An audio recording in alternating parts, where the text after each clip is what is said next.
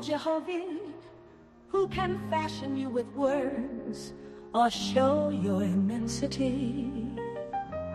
Where did your feet stand in the time of creation, or your hand rest? You present and afar, you who are older than time, O Jehovah, you dealer in words, where can I write the wonder of your name? Oh, if I had a standing place to see you, if I could come to an understanding with my Creator, to find wisdom for my song, a dialogue in the words of the Almighty. Sing to Him, O youngest, you farthest star, and your boundless firmament, and Neopodis, you brightest shining heavens, which He created.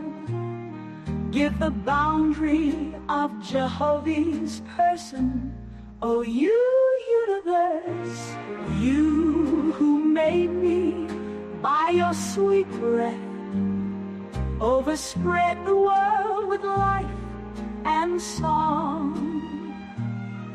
How shall I render you praise? In your glory make my speech acceptable.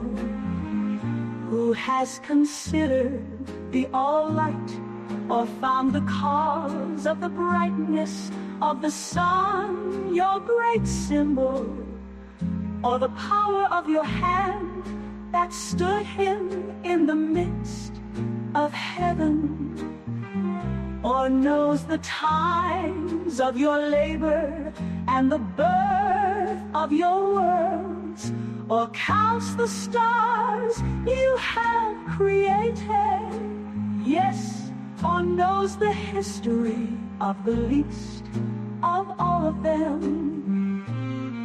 Oh, if I could fashion a thought of your greatness, or conceive the breadth of your arms, you whole compriser, you all perfect Jehovah.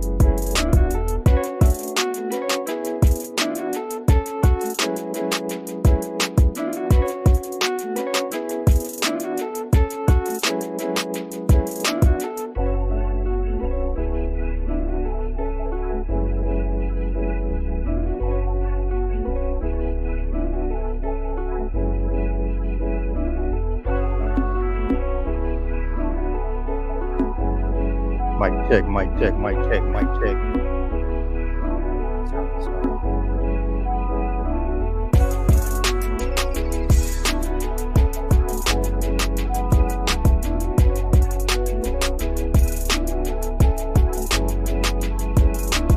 Mic check, mic check.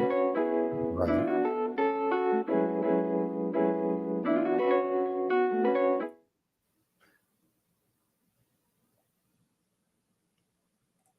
Mic check, mic check, mic check. All praises to the ever-present great spirit whose magnitude is incomprehensible and whose presence is everywhere. Love, light, balance, peace, and goodwill to my brothers and sisters all around the world. Love and light CGG. Man, it's about to be a hot night. It's about to be a hot fire night. I apologize for the delay, y'all. My webcam wasn't working, so I'm using my cell phone camera as a substitute because y'all got to see the expression when I deliver. You know, y'all already know how it is. Let me see who we got going on in the chat though. What's up? What's up? What's up? Hey, love and light. I see you, Hosea Israel, Fritz. We got Fritz in the house. Let me see. Let me go ahead and show this here. We got Fritz in the house. Spent the Armies, Cosmonian Goddess. What it do? Man, love and light. Bronze Yogi Report. Man, love and light. Who else we got? Lion of Yah. Peace, love, and light. Yahweh, love and light to you, brother. BC in the house. Love and light. Who else we got? My brother Mally. Yeah, that's right. We also streaming in honor and humility too. We streaming there on that side also. Love and light to everybody on that side. It might be maybe one or two people on the Daryl Cosmon TV channel, which I just started. My sad little views I got over there. Anybody over there right now hanging out and feeling lonely, y'all come over to the to CGG. Come over to Create a Gang channel. If somebody can be so kind to post a link into the chat, whoever got a ranch, post that in the chat. Let's see who else we got going on. All right, man, it's about to be a fire night, yo. Okay, man, love and light. Here we go. Let me go ahead and pull some things up, and we about to get started. It's about to be it's about to be a Friday night, y'all. So hey, roll you a spliff-a-teen or something, man. Sit back and relax, yo, because it's about to be a good ride. It's about to be a good ride. Give me a moment.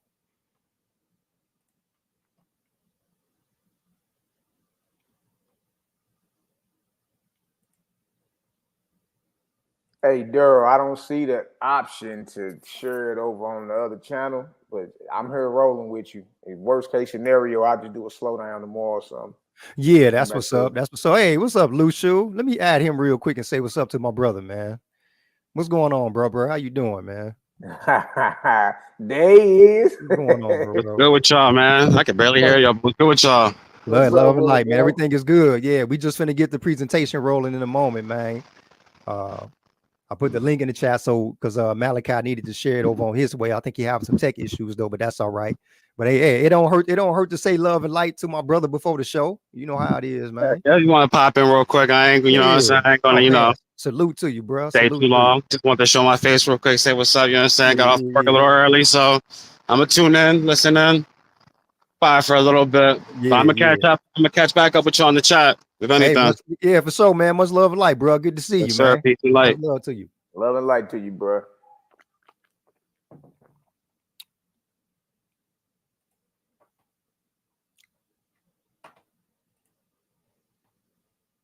Oh, let me pause the YouTube video. My latency is can't be doing that. Okay.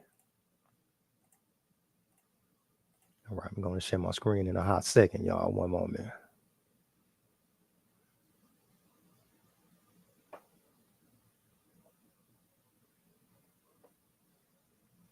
Do that screen share. My share entire screen is the one. I'm going to share this one. Oh, man.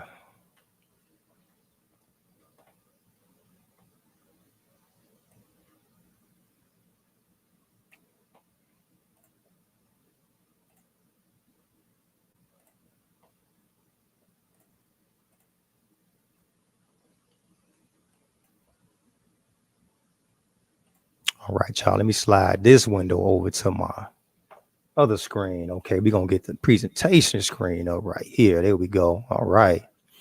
I'm about to move my camera a little bit to the side. There we go. All right. If y'all can see my screen, put a 1 in the chat for me. Y'all can see my screen, put a 1 in the chat for me. If my audio is good, put a 2 in the chat for me. 1 if you can see my screen, 2 if you can see my audio. Put a 1, 2. Put a 1, 2. That's what you do. Put a 1, 2.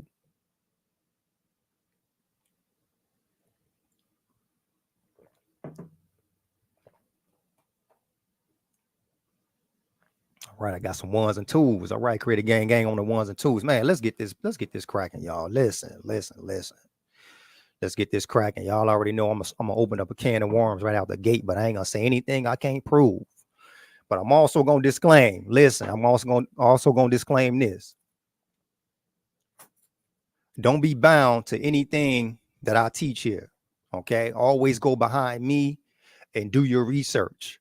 And you can always feel free to correct me on something if I got something wrong. We can talk about it. You know, I'm talking about in private or whatever. Always feel free to do that, because everybody need to walk in their own shoes and discern and judge in their own way and in their own light. All right, so don't ever depend on me. Okay. Also, I'm not anybody's master teacher. I know that everybody like to say that loosely. I'm not anybody's master teacher. You are your master's teacher. You are your master teacher, because we are responsible for ourselves in this life, for our choices, the things that we take in from reality, and how we perceive things that we take in from reality. Okay. I'm just here to be a helping hand. See, that's all it is. And I'm gonna tell y'all like this. Hey, y'all just as much a teacher to me as I am to y'all, because everybody has something to learn from. The moment you know something and you understand it, then you qualified to teach it. You qualified to teach it. It don't matter what it is. All right. Oahspe. This is Oahspe, a presentation on Oahspe, the science of consciousness and mind. Oahspe, the science of consciousness and mind. Huh? All right. So I'm going to start out like this. I am conscious. Therefore, I am. I am conscious. Therefore, I am. This is my twist on the famous quote spoken by the French mathematician and philosopher René Descartes, which states, I think, therefore I am.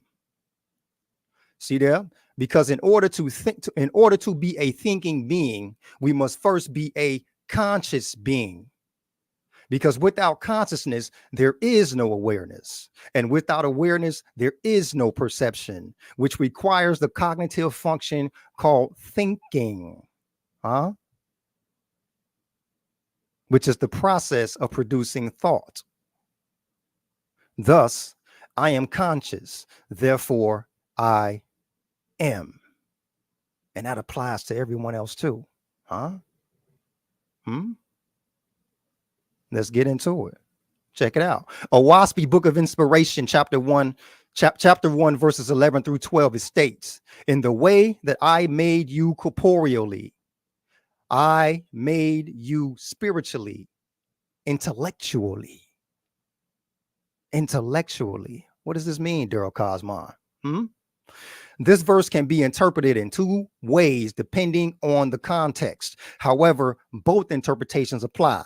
Interpretation number one says that the Great Spirit created man, which is humankind, with the capacity for knowledge. Interpretation two says that to create man, humankind, requires the use of intellect, which would be the Great Spirit's superior understanding. Remember, intellect is what? Discernment, a perception, to have understanding. The definition right here in the Edimon also says to see intelligence. Intelligence is what? The highest faculty, which means ability. The highest faculty of what? Of mind.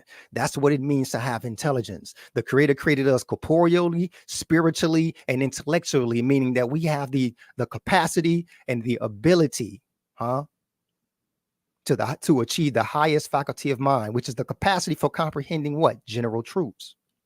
It also means having a superior understanding, a sagacity, a quality of being intelligent. We were created to be intelligent beings, with the capacity of understanding and the capacity and to pursue knowledge, to comprehend anything. For example, general truths requires consciousness, which is what? Consciousness is a state of being aware of what passes in one's own mind. I want to say that one more time. Hey, Daryl, real quick, can you blow that up? They asking in the chat to blow that up. Apologies, y'all. My apologies. My apologies. Yes, sir. Yes, sir. Right there. All right, let me get my phone to the side. Blow it up just a little, probably just a little bit more. A bit more. Okay, 1 minute. Because it's going to eventually get too big for me to even read it. Hold on. There you go. Yep, right there. That's good. Now you can see that. Spot on, okay, bro. That's what's up. That's what's up, y'all. That's what's up. Damn. Let me see, where am I at? Okay.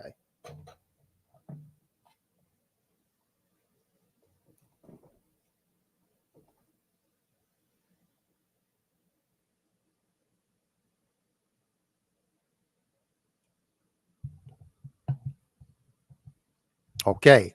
Consciousness again. Damn.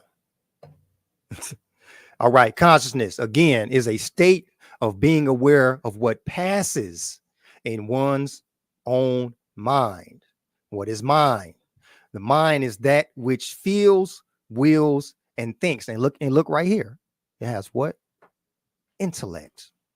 Intellect. Let me capitalize that for y'all. Intellect.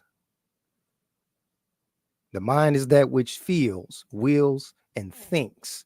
And anything that passes through the mind, we are aware of that by the power of consciousness. Now, check this out. Check this out. Key points. Consciousness in regards to our inner world is a phenomenon of the mind that is a state of being aware of our intellectual abilities and enables us to apply these abilities practically. Examples of intellectual abilities are abilities like learning, reasoning, critical thinking, being creative, solving problems, being comprehensive, and having benevolent behavior and making healthy choices, and etc. and etc. And the list goes on and on from there. Thus, the Great Spirit is a conscious mind that is aware of its intellectual abilities. I'm going to say that again. The Great Spirit is a conscious mind that is aware of its intellectual abilities. And in regard to the creation of man, with these intellectual abilities, created man, which is mankind, created us what? Corporeally, created us spiritually, and created us with intellect, which what requires consciousness. Without the conscious phenomenon of the mind, none of these abilities could be comprehended nor put to use. Now, as a product of the presence of this superior conscious mind, which is the Great Spirit, thus I am. All we have to do is go one more verse down for context. Watch this. Watch this. I'm going to read it again. Oahspe, Book of Inspiration, chapter 1, verses 11 through 12. It states, in the way that I made you corporeally, so I made you spiritually, intellectually. And as I made your corporeal body out of corpore, so guess what? Out of my light, which is radiant energy, which is spiritual illumination, out of my light, which is what? My very self. I built you up in what? In spirit. With what? With consciousness that you are.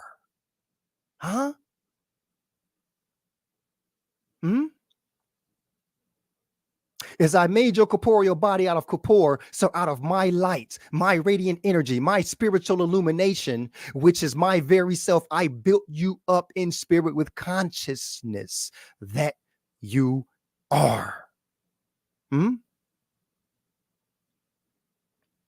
We went over this. What is light? Light is brightness. It's radiant energy, that which makes things visible. Spiritual illumination. See, check out the key points. Out of my light means that we emerged from within the conscious mind of the Great Spirit. Watch this. It's going to get there. Stick with me. Out of my light means that we emerged from within the conscious mind of the Great Spirit. To emerge means to become what? To become manifest, to become known. What is it that light does? Light makes things visible. To be visible means to be capable of being seen. If we can be seen, then we can be perceived. And if we can be perceived, we can become known. Huh? Example. So the same way an apple tree emerges from the apple seed, and the way apples emerge or grow out of the tree containing the seed to grow containing the seed within the apple to grow other apple trees. So did we grow out of the conscious mind of the Great Spirit as members of its person, with conscious minds also, with the seed to create other members with conscious minds. Huh?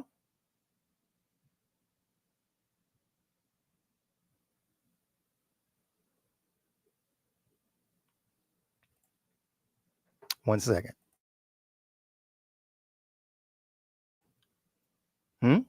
However, that which we emerged from comes to us from that which is what? Outside of us. Huh? However, that which we emerge from or emerge out of comes to us from that which is outside of us, that which is beyond us. Book of Inspiration, chapter 2, 11 through 12, it states, I am the all external. Where does the external exist? Outside of oneself. The Great Spirit says, I am the all external. It said, from me, that which emerges from me, smaller lights are focalized, says the Great Spirit. Watch this. Thus, we are those focalized smaller lights. We are those smaller focalized lights. We are those smaller focalized units or members of consciousness.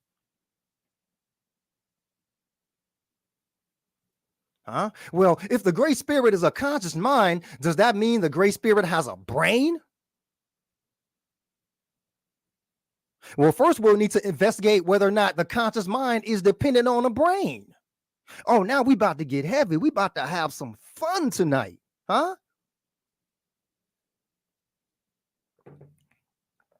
Check out this source. How are the mind and the brain different? A neuroscientist explains. Okay, well, let's go through this. Let's go ahead and comb through the article. And see what we can come up with. All right. The article says this: for many people, the mind and the brain are what? Interchangeable. They use one word or the other to talk about the same thing. What is that? The organ in the skull that we use to think. However, the mind and brain are actually two very different, but what? Interconnected entities. Faith, this y'all already know what it's about to go. However, the mind and brain are actually two very different, but what? Interconnected entities. As a neuroscientist, this reality is the foundation of my life's research. The mind works what? Through the brain, but is what? Separate.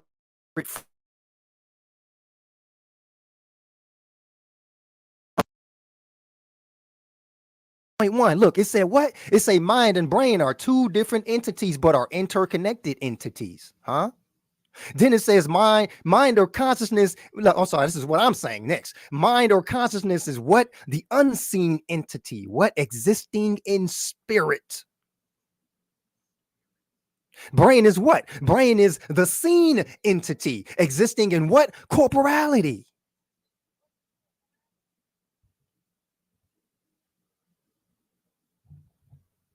Okay, well, let's clear that up then. Let's pair that with what Oahspe got to say. Oahspe, Book of Jehovah, chapter 1, verse 5, it states, I am two apparent entities. This is the Great Spirit talking. This is the Supreme Consciousness speaking. I am two apparent entities. And what are those entities, Great Spirit? But nevertheless, I am only one. Oh, man, this thing is echoing. Hey, Durv, you can't take that off the camera. I mean, not the camera, but the screen. You can hear it. No, the comment that's on. It says, I'm backstage. I'm gonna do that. Yeah, click on that and take that off there if you can, bro. Oh, my bad. Yeah. Okay, thanks, brother. Appreciate it.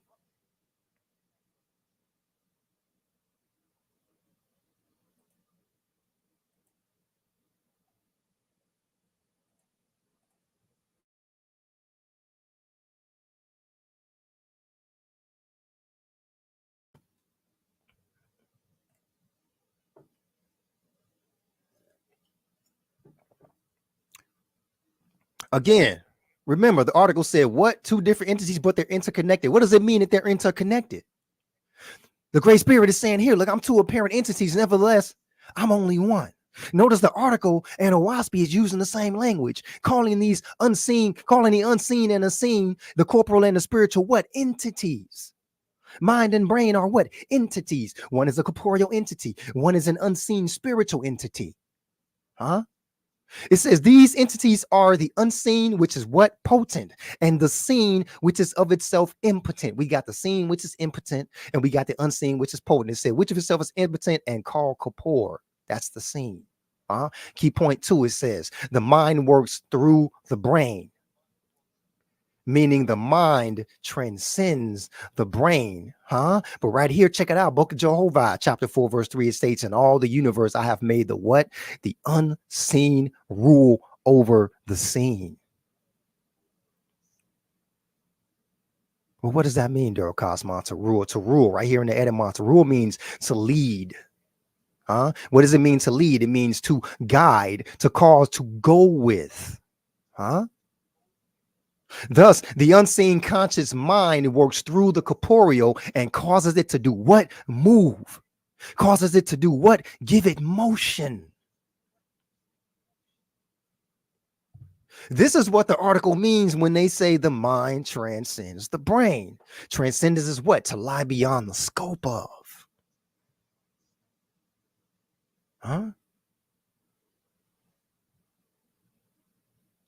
Oahspe, Book Jehovah 4:6, it states, things that man sees, I created with a beginning and an end. That's why Kapoor is impotent.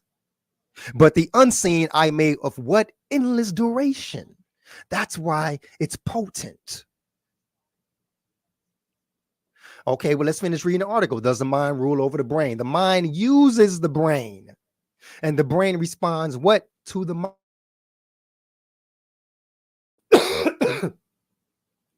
The mind also changes the brain. People choose their actions. Their brains do not force them to do anything because it's all in the mind. It's all the mind. The brains don't force them to do anything. Yes. But see, this is where we're going to come back. This statement here. Yes. It says there would be no conscious experience without the brain.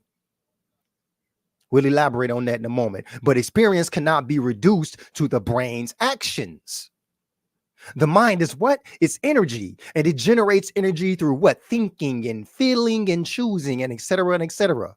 It is our aliveness, without which the physical brain and body would be useless. That means we are our mind. I want y'all to keep that in mind because we're going to touch on that. Does Oahspe show that we are our mind? Watch this. That means that we are our minds, and a mind in action is how we generate energy in the brain. Here go the key points. The mind and brain are two different entities. Although the mind is separate from the brain, they are what? Interconnected, meaning they are one. We are our mind. Consciousness is a phenomenon of the mind. The mind is energy. It's spiritual, But listen, it says what? Without the mind, the corporality wouldn't have motion. So when we look in the etymon at energy, saying the mind is energy, it says what? Force of expression. Motion is a what? It's an expression, A mind in action is a mind in motion. Motion is what? Motion is expression. And the expression of an entity is called what? Faith is? It's called spirit. When you look in the Oahspe glossary and you go to the word spirit, you pull it up and it says spirit means the expression of a what? Of an entity. For example, how one expresses and what is expressed are the result of the state of the spirit.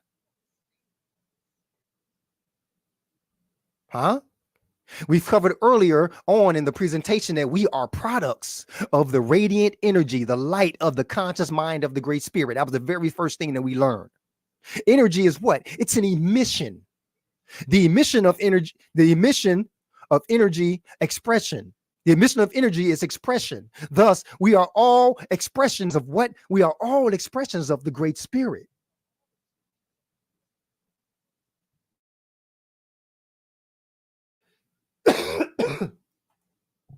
Remember, the Great Spirit said this. The Great Spirit said that its light, its spiritual illumination, its energy, its spirit, its mind is its very self. Does that mean that our conscious mind is our very self also? Okay, well, let's go in the Oahspe and Acts book of being 125. What does it say? S said, I am within your Kapor. When your Kapor molders into dust, behold, I am the S man. What? The spiritual man. What is the spiritual man? The what? Your real self. Uh-oh. Hold on. Let's read that again. S said, I am within your what? Your Kapor.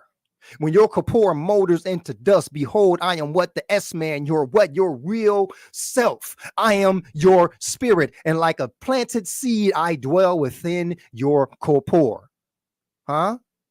What is the connection between your life, spirit, and consciousness? Look at life. Life means animated corporeal substance. That's life. Animated corporeal substance. What is spirit? Spirit is life. You get life right there in the etymon of spirit. It says life, the animating or vital principle in man and animals. But then when you look at consciousness, consciousness is what? Sense of being active or awake. Active is what? Being animated. Being awake is what? Being aware. Having life, having existence, huh? Sense of active, awake, endowed with active what? Active what? Active mental faculties, meaning abilities.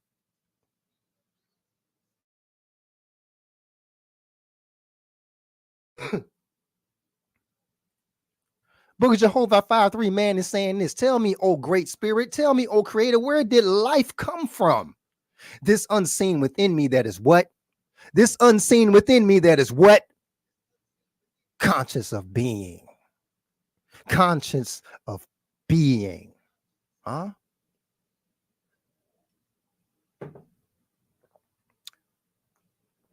Conscious is mind, is energy, is motion, is action, is expression, is spirit, is life, and are not dependent on corpore to exist. I'm gonna say that one more time. Consciousness is mind, is energy, is motion, is action, is expression, is spirit, is life, and are not dependent on corpore to exist. In fact, we've covered that it's corpore that depends on these qualities to give it value.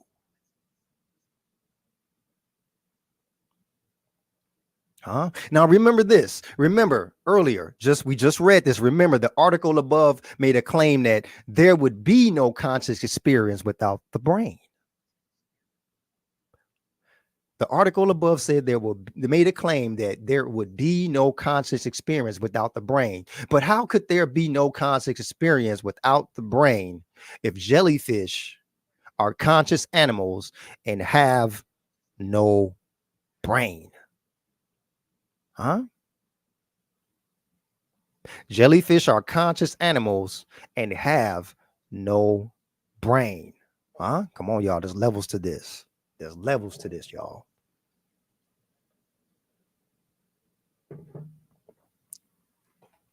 You see the article? It says jellyfish are smarter than you think. This is a recent article, just about a year. September 22nd, 2023. It's a year-old article. It says jellyfish are more advanced than once thought. A new study from the University of Copenhagen has demonstrated that Caribbean box jellyfish can learn at a much more complex level than ever imagined. And guess what? Right here it says, despite only having 1,000 nerve cells and what? No centralized brain.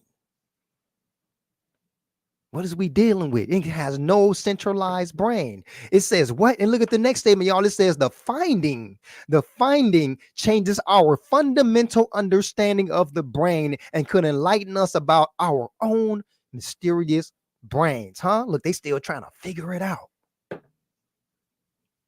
They still.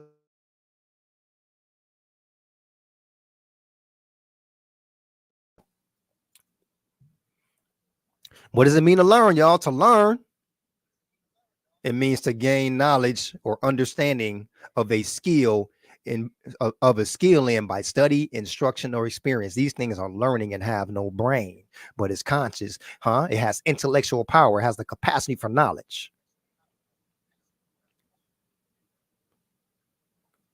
To learn is to acquire knowledge. To have knowledge means to have intellect. To have intellect means to have a mind. To have a mind is to have consciousness, thus proving that the mind isn't the physical organ called the brain, and that a brain isn't required for consciousness. But let's take this a step further. Let's take this a step further with this jellyfish. Book of Jehovah, chapter 5, verse 4 states, Jehovah heard the words of man, and he answered him, saying, Let a sign to man, let a sign be given to man so that he may comprehend Simu. Now, we're not going to get into Simu today. But look, and so the great spirit calls the jellyfish, and the green scum of the water to be permanently coming forth in all ages. Pay attention to this. Cause the jellyfish to be permanently coming forth in all ages. What is an age? An age is a length of an existence extending from the beginning to any given time. So that means that the jellyfish has been here since the beginning of the creation of animals on the earth. Check this out. So that man can understand the age of Simu, when the earth and the shores by the water and the waters also were covered over with commingled atmosphere and corporeal substance. The substance was called Simu, because by my presence, the great spirit quickened into life. And in that way, he made all the living, both the vegetable and the animal worlds. But not that Simu is a jellyfish or the green scum of the water, for in this day the earth does not produce Simu abundantly. Nevertheless, what the jellyfish and the green scum of water are signs of that which was in that day of the earth, the time when the creator had created the living, the vegetable and the animal kingdoms. Okay, pay attention to this, right? Before we get to the source. The great spirit created the jellyfish to be coming forward in all ages, meaning the jellyfish has been here since the very beginning of the creation of the animal world. What do sources say? Check out this source from Wired magazine website. It says what? It says this jellyfish is the earth's oldest animal. Scientists have made a groundbreaking discovery that points to the identification of the first animal. What? How did Oahspe get this information? Scientists have made a groundbreaking discovery that points to the identification of the first animal, a type of what? A type of jellyfish, to have lived on Earth approximately 700 million years ago, according to recent study published in the scientific journal Nature.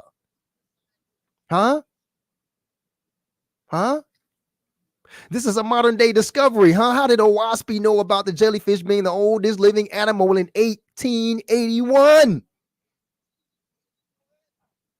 Notice the article is calling a jellyfish an animal. So if a jellyfish is an animal, even though it has no brain, but a neural network, would that make the jellyfish a conscious being if animals are conscious? Watch.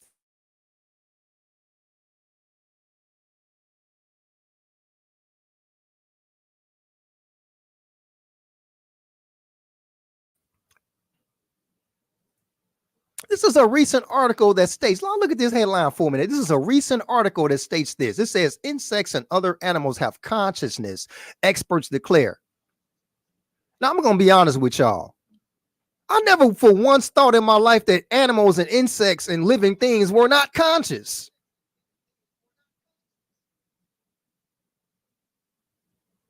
I never knew that scientists didn't think that animals weren't conscious.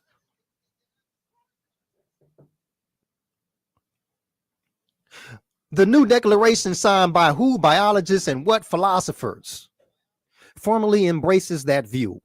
It reads in part, the empirical evidence indicates at least a realistic possibility of conscious experience in all vertebrates, including all reptiles, amphibians, and fishes, sea creatures, and many invertebrates, including at minimum cephalopod, mollusks, decapod, crustaceans, and insects. Look at that. Look, inspired by the recent research findings that describe complex cognitive behaviors in these and other animals. The document represents a new consensus, and suggests that researchers may have overestimated the degree of neural complexity required for what? For consciousness. That's right there in Quantum Magazine. That's the source. Uh-oh. Key point. They underestimated the neural complexity required for consciousness.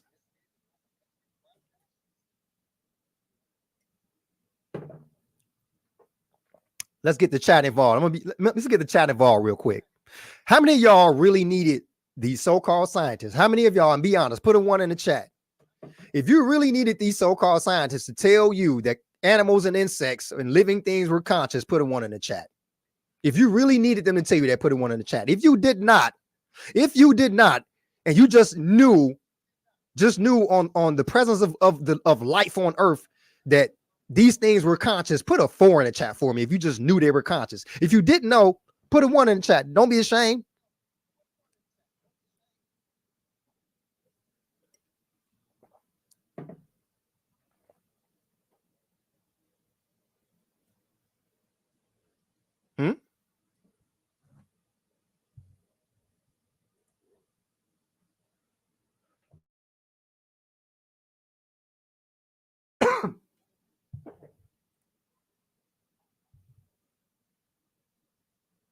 That just goes to show how far ahead we are.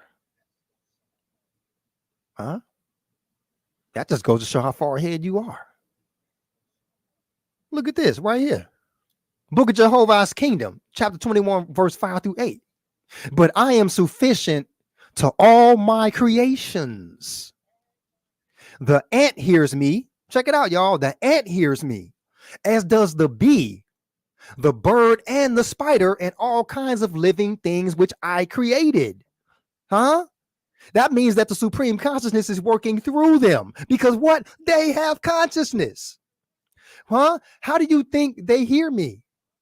Learning to do my will. Do I go to them with the lips and a tongue, or with a trumpet? Huh? Look at verse 7. It says what? Verse 7 says what? I am spirit. I am the soul of things. By way of the soul, my voice comes to every living creature that I created. Huh? But look, number 8. Number 8 applies to these scientists that didn't even know that animals was conscious. Number 8 says this, but man locks up his soul and will not hear me. Huh? Huh? Huh? Watch this, line of y'all. You said what? I'm gonna put that on the screen, brother, because this is what I'm about to touch on next. I'm gonna put that on the screen for a hot second. Look at what he just said, and watch what we about to touch on.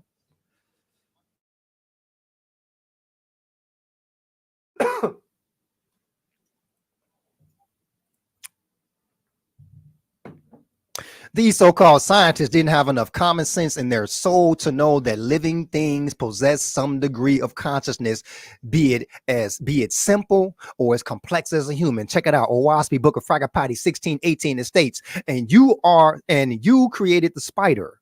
And you created the spider, O great spirit, and bade him speak to me. Huh? The spider said what? The spider said, behold me, O man. I am one with your creator. I move by what? The spirit of things. I move by what? The consciousness of things. Huh? I move by what? The light and the mind of things. What does the spider say? The spider says, I build my house by the geometrical figures of the unseen worlds. Do not think that I reason or take lessons from other spiders. Look, the spiders don't take lessons from other spiders or reason with other spiders. It say, I take no lessons. I move by the spirit within me, and it moves me in concert with the spirit of things. What? Outside, external to my created being. Huh? Don't know spider take no lessons on how to build its net. Huh?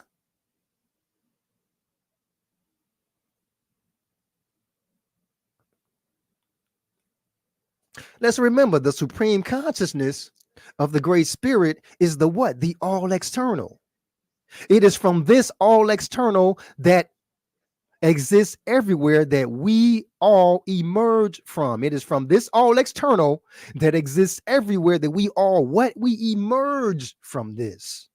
Meaning that our life, our spirit, our consciousness, our mind came from the outside and what? And focalized inward. Huh? Okay, well, the jellyfish, which has a neural network, but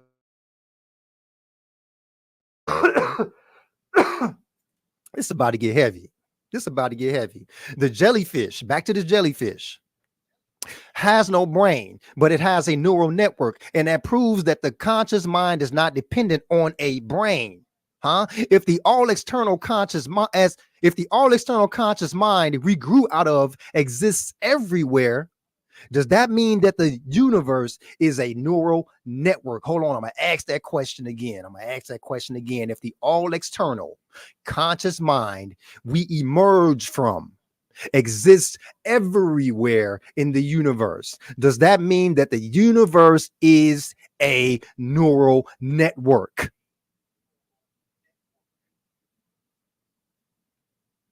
Hmm? Hmm?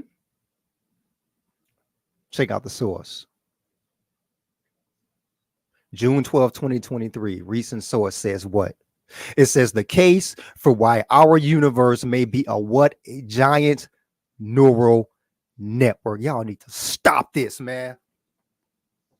Y'all need to stop it.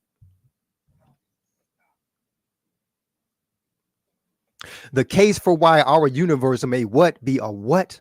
A giant neural network. The concept of a brain-like universe seeded by pre-Socratic philosopher Anaxagoras is gaining what? Is gaining currency. What? Gaining currency here this day, right now in Cosmon.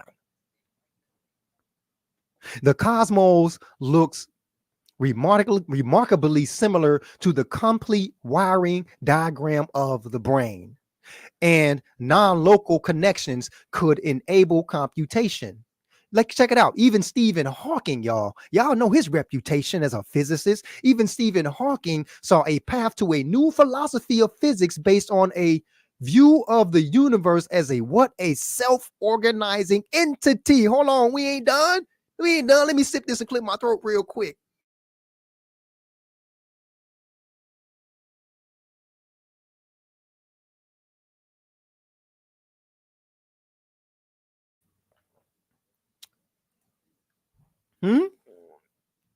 Let's read what the article say.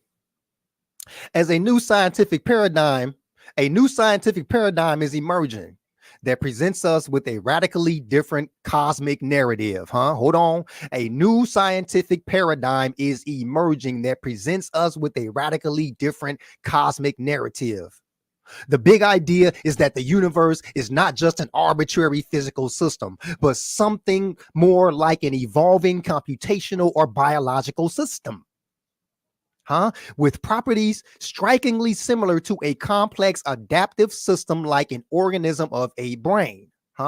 If this characterization turns out to be accurate, I do not think it is an overstatement to say that it is the most profound paradigm shift in the history of science and philosophy. Pay attention. If true, it raises new existential questions that will force us to do what? To completely rethink the nature of reality.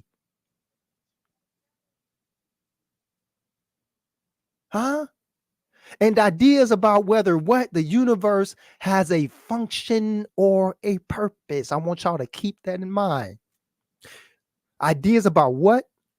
Whether the universe has a function or a purpose. Here we go.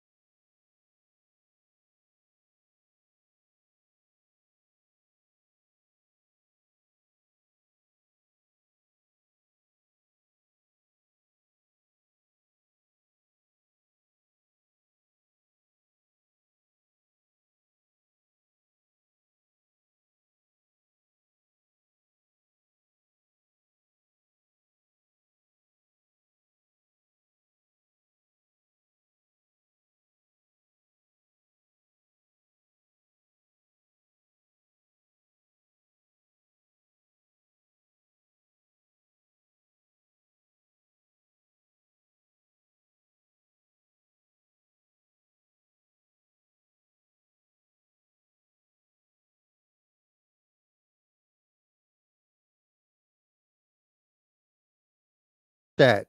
I might have to oh, my bad. I forgot to, unmute. Okay, my bad. Check it out. Let me start over. It says to know that the universe has a function or a purpose is what it means to be a faithist, y'all. To know that the universe has a function or a purpose is what it means to be a faithist. Daryl Cosma, why are you saying this? But if we look up faithist in the glossary in Oahspe, it states, one who has faith in Jehovah, the Great Spirit, being over all, within all, to a wise and what definite purpose. Huh? What did the article say? It says, if true, it raises new existential questions that will force us to completely rethink the nature of reality and ideas about whether the universe has a function or a purpose. Okay, well, let's read Oahspe and see. Let's read Oahspe and see. Huh?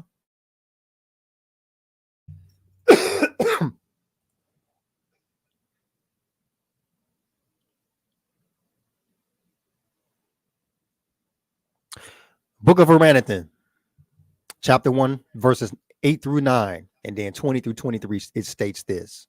First, then, his living presence, I declare to you that he is now, always was, and ever shall be present in all places, which are worlds without end. Huh? The Great Spirit, check this out. Here's my side notes. The Great Spirit has a living presence, meaning that it has a what? A conscious presence. Huh?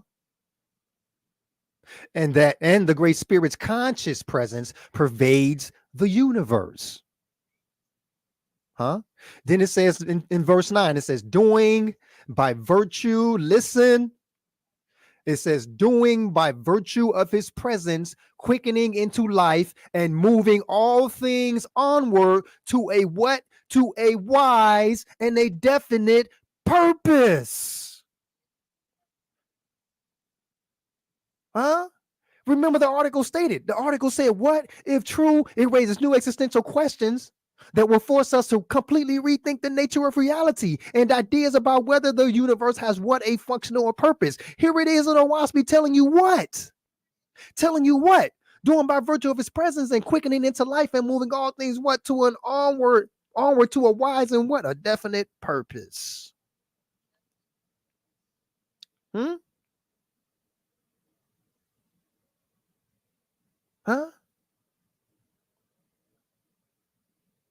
Then I guess what? Guess what, scientists? Then I think it's time that we go right ahead and what? Go ahead and rethink the nature of reality, because we got it in Oahspe that it is it's living.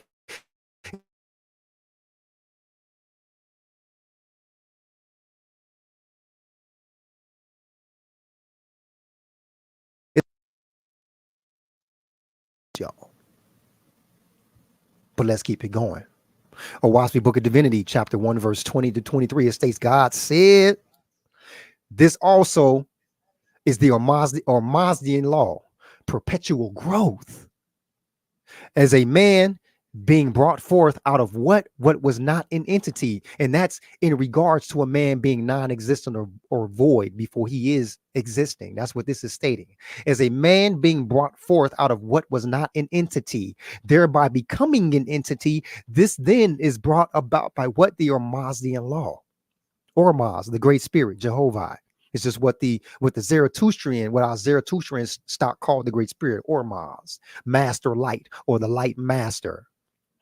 Verse 21, with the capacity in man for life everlasting, with capacity to do what? Capacity to acquire knowledge and power forever and to never attain to the Almighty.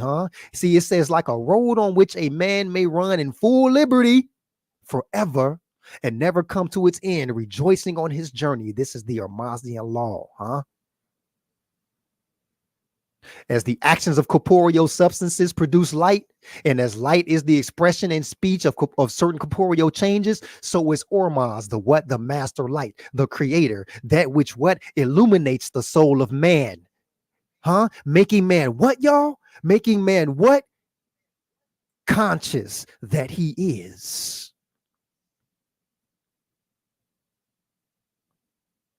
making man conscious that he is, making man express his impressions, huh? This is the Oahspe law. This is the ever presence that never terminates, huh? Now watch this, y'all. Watch this, y'all.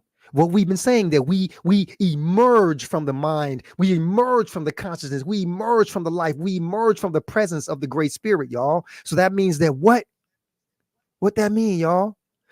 Though worlds come into being and go out of being as such, yet Ormaz remains. What is he? He is the forever. And guess what, y'all? Within him, we are within him. Within him, all creations are created, y'all. We are in the mind of the great spirit. Huh? We exist in the conscious mind of the great spirit right there. It says within him, all creations are created. Check out the key points, y'all. We are all within the mind of the great spirit, which is what the universe, which is what its neural network, this whole universe is its neural network. All of creation, huh? Moving things onward to a wise and definite purpose, huh? The great spirit is within all of us as individual members of its person and being, huh?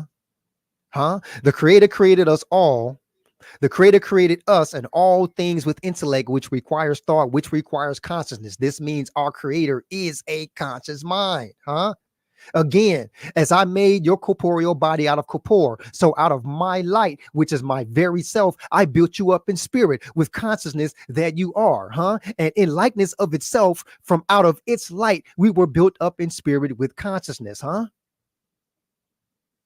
Watch this. You say, dang, Daryl, the great spirit really is a consciousness. Okay, well, let's go ahead and tackle that. Let's hit that on the head, huh?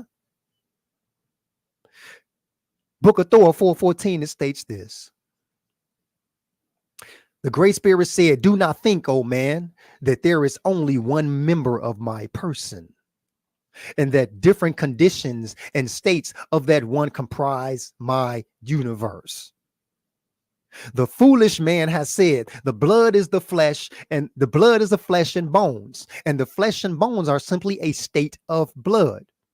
But he does not see that I do not make flesh out of blood, but out of that which the blood carries. Huh? And guess what, y'all? Look at this. In the same way, I carry the corpore of my person in the ether, or the eth of my being. I'm going to say that one more time before we break it down. And in the same way, I carry the corpore of my person in the eth of my being. What does being mean in the Merriam-Webster dictionary? Conscious existence. Life. So let's state that again so that it hits differently. In the same way, I carry the corpore of my person. In the same way, I carry the corpore of my person in the ether of what? My conscious existence. In the ether of my life. I'm telling y'all, we emerged from the universe. Huh? Mm-hmm. What else is this saying, though? Let's get deeper into this verse right here. This is saying that, well, look here, this is saying this.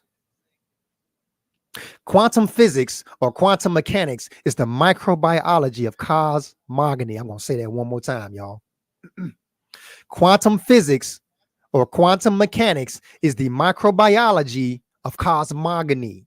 Well, Daryl Cosmo, what do you mean when you say that quantum physics or quantum mechanics is the microbiology of cosmogony, huh? Microbiology is what? It's the study of living organisms. Microbiology is the study of living organisms that are too small to be visible with the naked eye. This includes what? Bacteria, archaea, or I hope I said that the right way. Viruses, fungi, prions, protozoa, and algae, collectively known as what? Microbes. That's short for what? Microorganisms.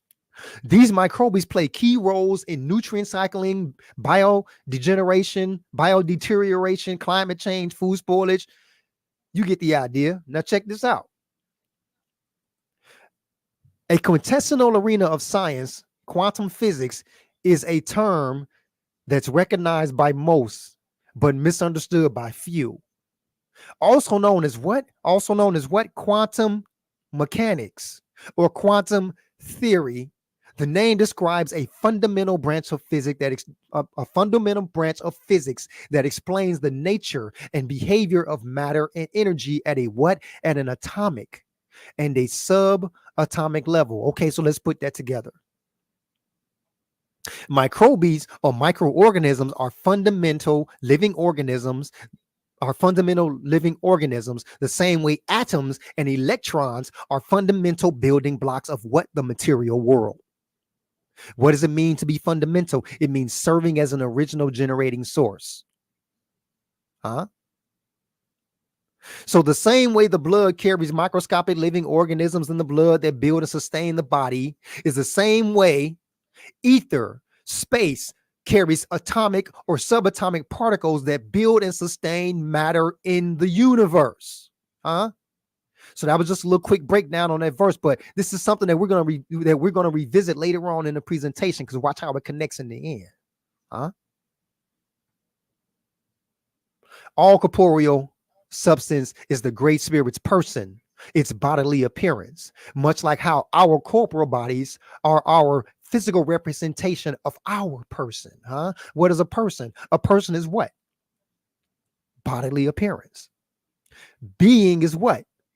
Conscious existence, life. Spirit is what? An animating or vital principle held to give life to physical organisms. Check out Book of Knowledge, chapter 4, verse 26. It states, this then is the genesis of the cycles. First, the Great Spirit and his times, and all created things from without a beginning. And the Great Spirit was what? The unseen, which is what? The Spirit. And the seen, which is what? His person, his body. Y'all see that? Y'all see the explanation in Oahspe? The unseen is what?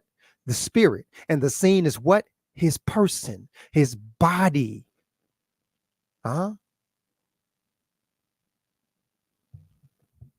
So here we go, y'all. What have we learned thus far? Let's go ahead and do a quick little run through before we take a quick little break. The Great Spirit created us out of intellect with intellect. That's intelligence. Hold on, let me clear my throat.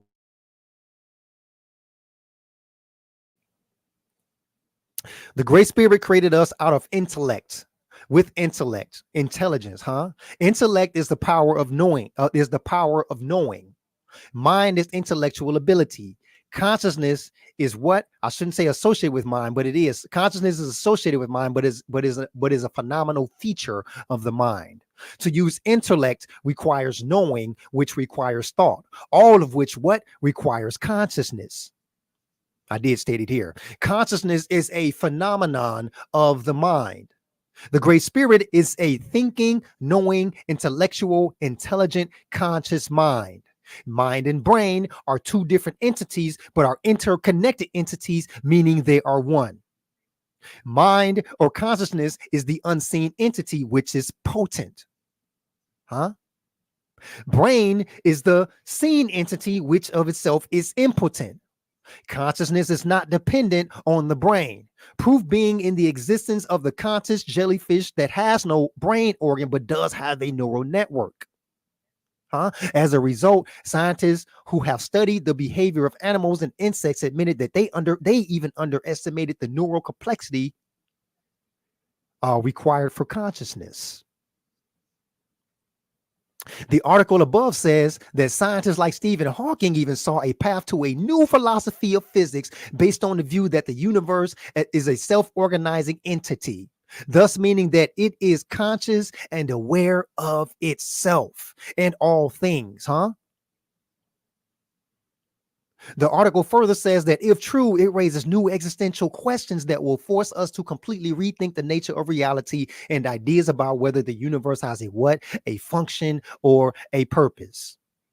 But over 120 years ago, the Great Spirit through Oahspe already made it clear in the book of Aranathan, in the book of Aranathan, chapter 1. Check it out. It said, first in his living presence, I declare to you that he is now, always was, ever shall be present in what? In all places, meaning it pervades the universe. Huh? Worlds without end. Then it says, doing by virtue of its presence, quickening into life and moving all things onward to a wise and a definite purpose.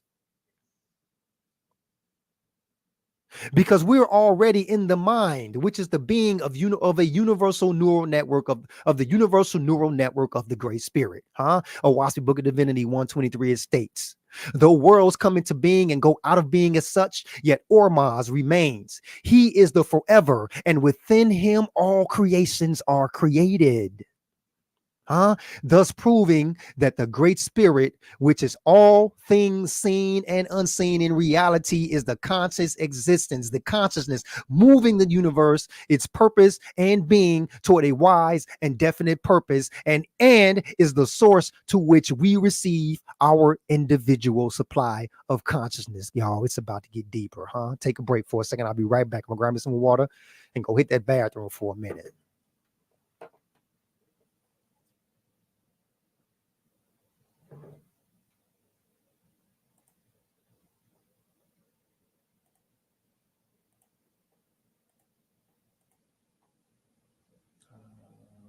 Where did my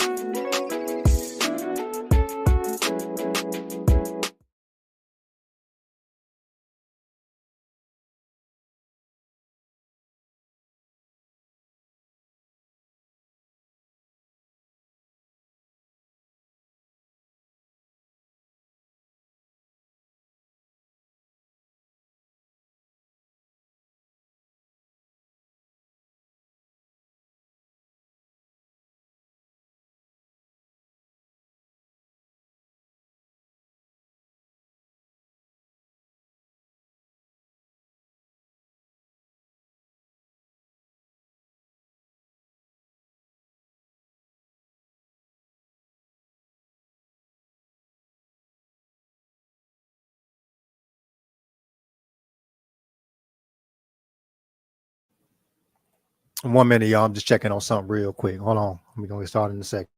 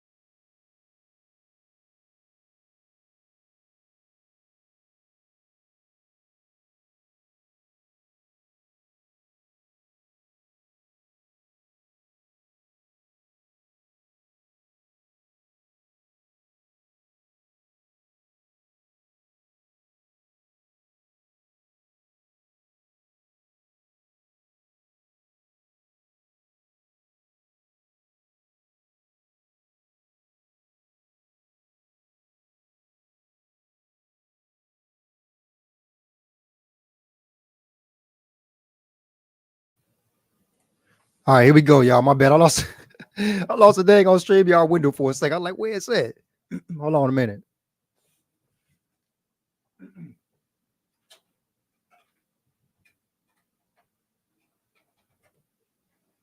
All right, y'all. Here we go. All right, let me allow this here. Turn this to the side. Okay, gotta fix my camera. There we go. All right, cool. Gucci, we good. All right, let's rock. Let's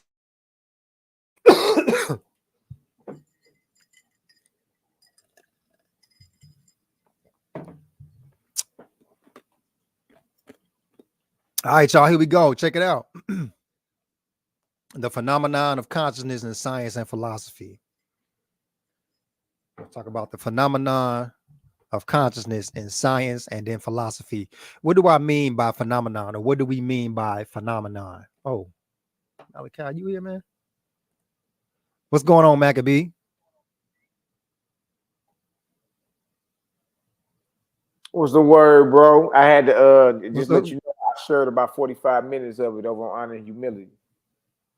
Okay, cool. Yeah. Then I told him come on over to the channel and subscribe and then catch the rest of this marvelous performance, brother. Awesome presentation. Oh, lovely. Thanks, man. Much love, bro. Yeah, I appreciate that, man. Appreciate that, bro. Real Okay, spill, cool. So. All right, we're gonna go and get back to it, man. It's gonna get heavier, man. It ain't see. That was just a warm up.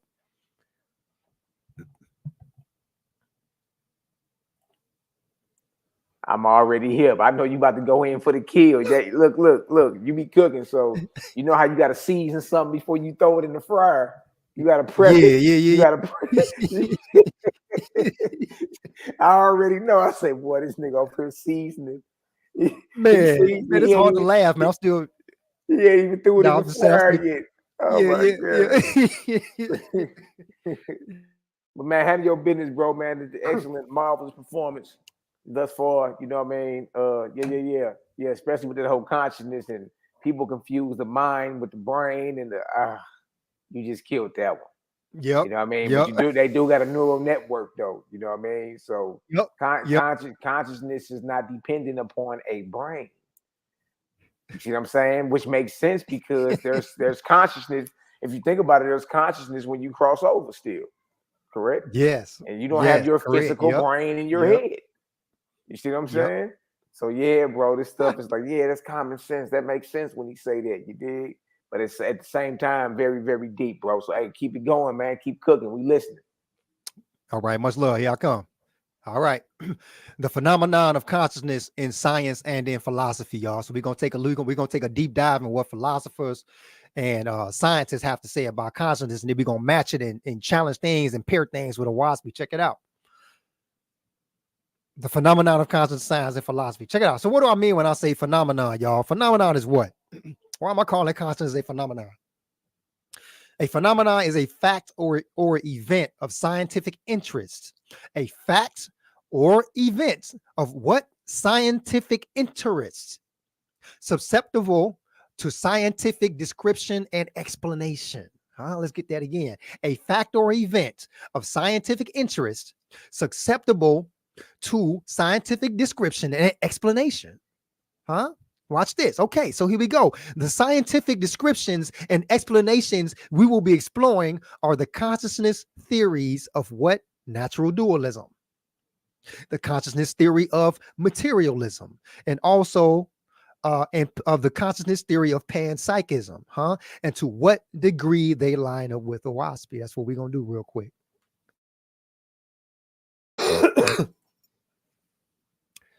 All right, we will be pulling information from these books right here.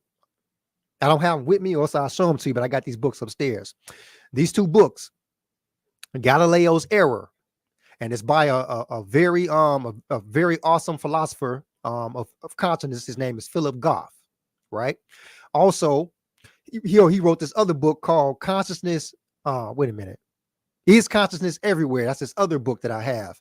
It's essays on panpsychism, edited by Philip Goff and Alex Moran. And also Philip Goff also did some articles on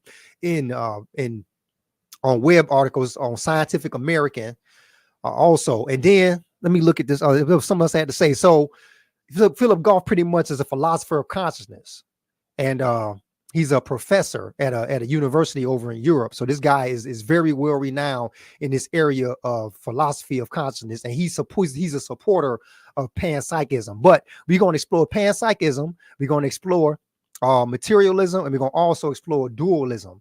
Okay, and then we're going to compare that with what Oahspe has to say about what it is these theories have to say. Now check this out. Sorry, that was a mouthful. Okay, so anyway, based on the definition of phenomenon,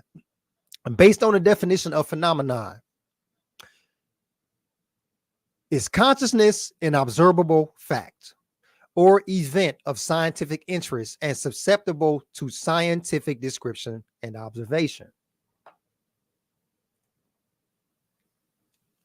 We're going to read this from the book, Galileo's Error, Foundations for a New Science of Consciousness by Philip Goff, chapter 1, page 5. It states, nothing is more certain than consciousness. Okay, I'm going to say that one more time, y'all. Nothing is more certain than consciousness, and yet nothing is harder to incorporate into our scientific picture of the world. We understand a great deal about the brain, much of it discovered in the last 80 years. We understand how neurons, the basic cells of the brain, work in terms of their underlying chemistry.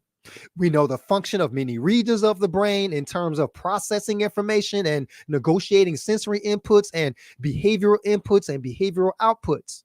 But look at this, y'all. But none of these have shed light on how the brain produces consciousness.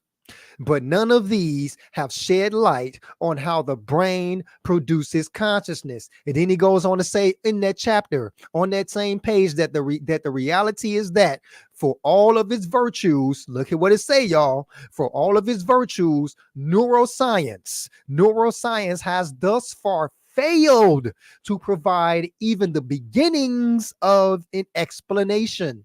Now, check this out. What else he says? Now, check out what he says here. What Philip Goff says here in this article titled, Does Consciousness Pervade the Universe? This is one of the articles that's on the website. What is that called? Scientific American.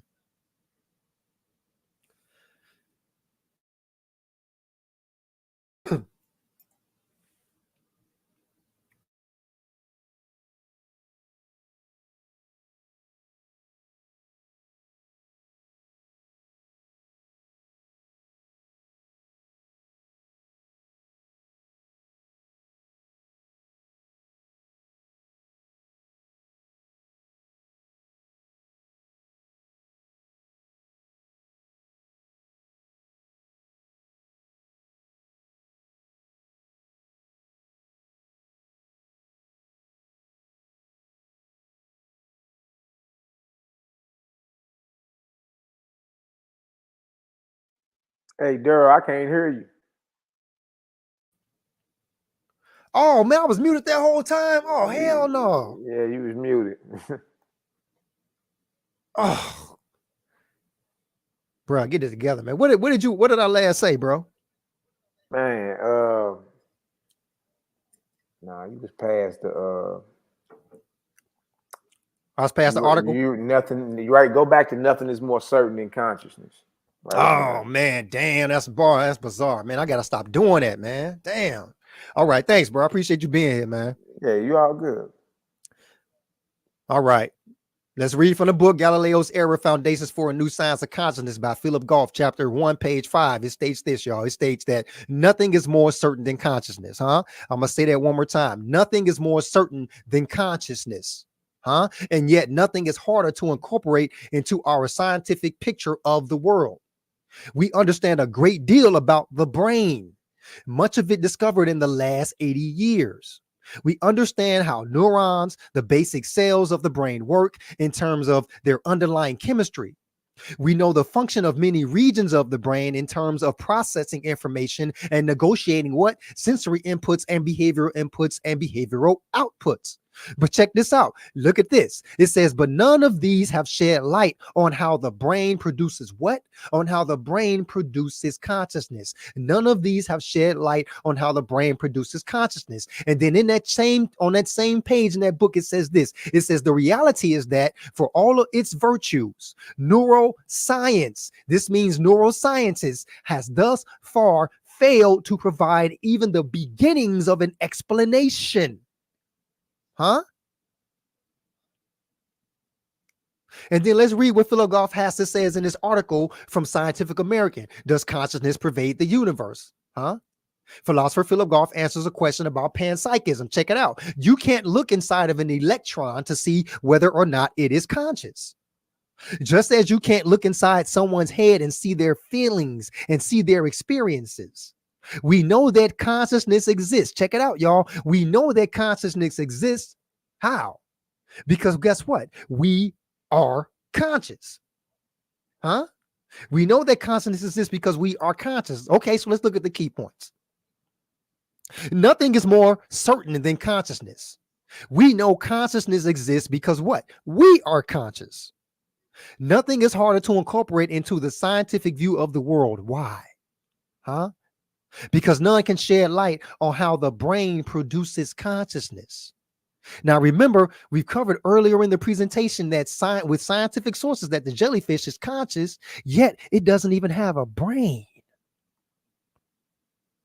Huh?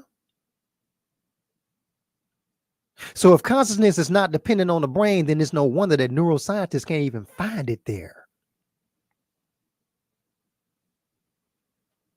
Okay, well, check it out. Book of Knowledge 2:1. Tay said, what is Tay? Huh? What is Tay? That progressive voice in man. Huh? That progressive voice in man, that spiritual voice in man that longs for progression and resurrection and salvation, huh? Wanting to understand the mechanisms of the universe. Check it out. Tay said this. Now I perceive, O great spirit, I am not wise, and that of myself I am nothing, having nothing. Neither is it possible for man to discern truth in abstract, nor your laws, whether you have or do not have laws. No, he cannot adjust the scales to his own self and prove what part is his alone. But what does this say right here? Nor in fact can he prove if he has an entity of self within himself.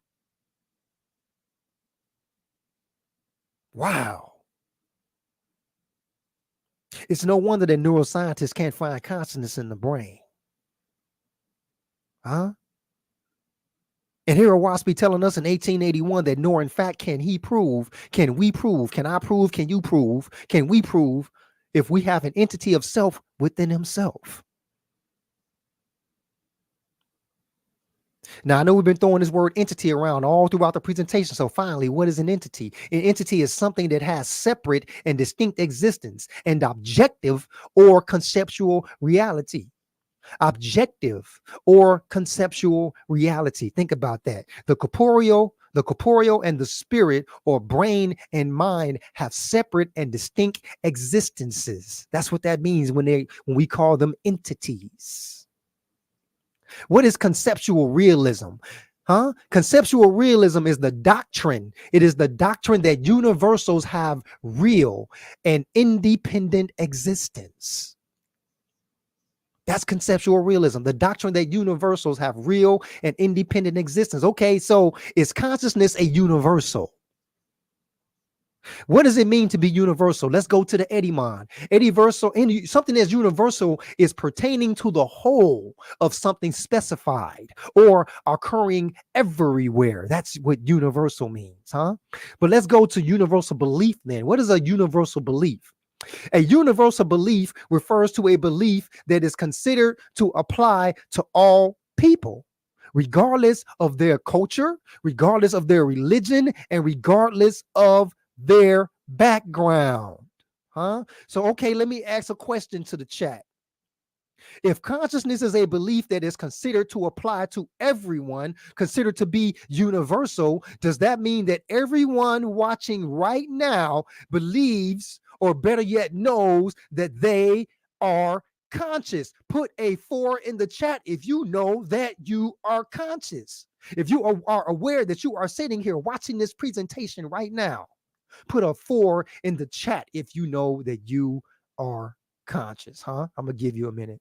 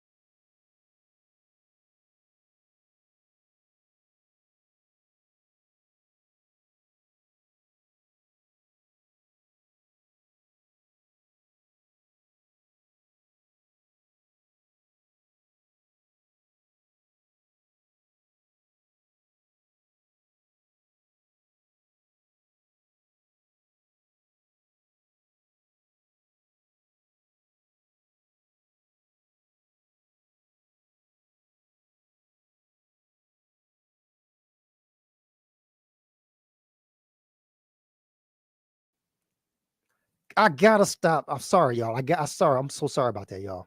Huh?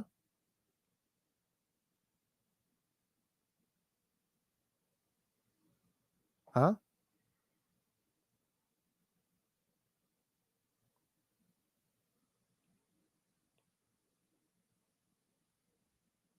Everybody put their 4s up. Yeah, I see a lot of 4s in there. Yep. Put their 4s in there, huh? So no matter what our cultural background is, no matter what our religious background is, no matter how tall we are, how short we are, how wide we are, no matter the pitch of our voice, how big your ears is, everybody has something in common, that we are conscious,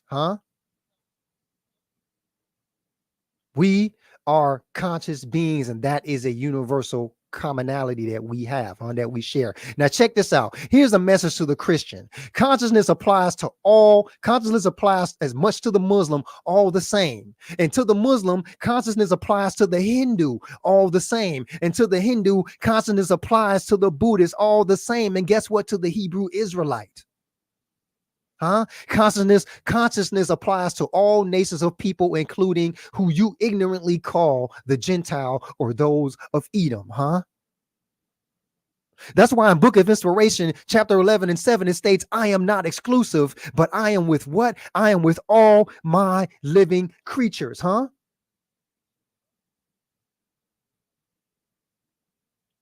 And we already covered earlier on in the presentation that the great supreme consciousness, the great spirit, says, wait a minute, I am with man, I am with animals, I am with insects, Maybe even with the vegetable kingdom too. I am not exclusive, but I am with all my living creatures. Book of Aranathan 1, chapter 1, 19 through 21, it states, first day in his living presence, I declare to you that he is now, always was, ever shall be present in all places, worlds without end. Doing by virtue of his presence and quickening into life and moving all things onward and all things onward to a wise and definite purpose. So we read from sources earlier in the presentation that we're in a mental like network of the Great Spirit. Mental occurring or experienced in the mind. Network, an interconnected or interrelated chain or group. It's all one. Hence, an interconnected system occurring in the mind of the Great Spirit. Remember, Book of Aranathan, right? It says, though worlds come into being and go out of being, yet Ormaz remains. He is forever. And guess what? Within him, within this consciousness, all creations are created. So let's finish reading. Let's finish reading on Book of Aranathan. It says, what? Whose presence is everywhere and boundless. That all the living are what? His sons and daughters. That none are orphans, because we all have consciousness, that none are orphans, but all have a father. Part and parcel of your flesh and spirit is he, even the creator, meaning also known as the creator, So that said, consciousness is a universal truth that applies to everyone, regardless of culture, religion, or background, So let's put the nail in the coffin real quick with this one. We're going to kill about 3 birds with 1 stone. Book of Esther, chapter 8, verse 25. It states, all men are my children. All men are my children. What? Into conscious being I created them alike.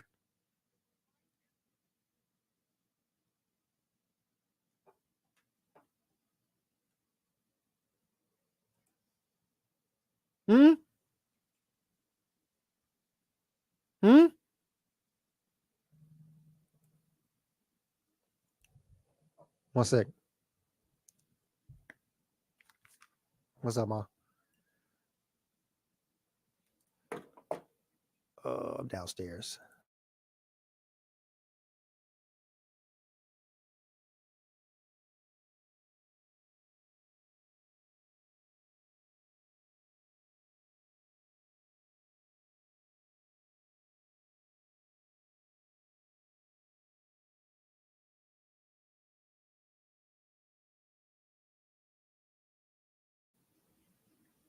Okay. All right. I'll talk to you later. All right. I'll talk to you later.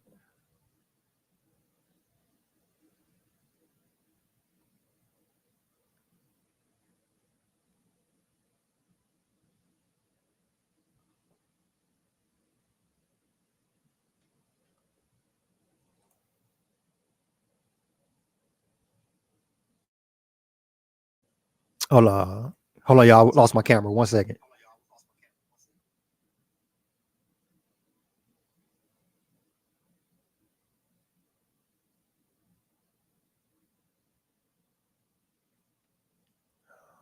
Where's my cam at?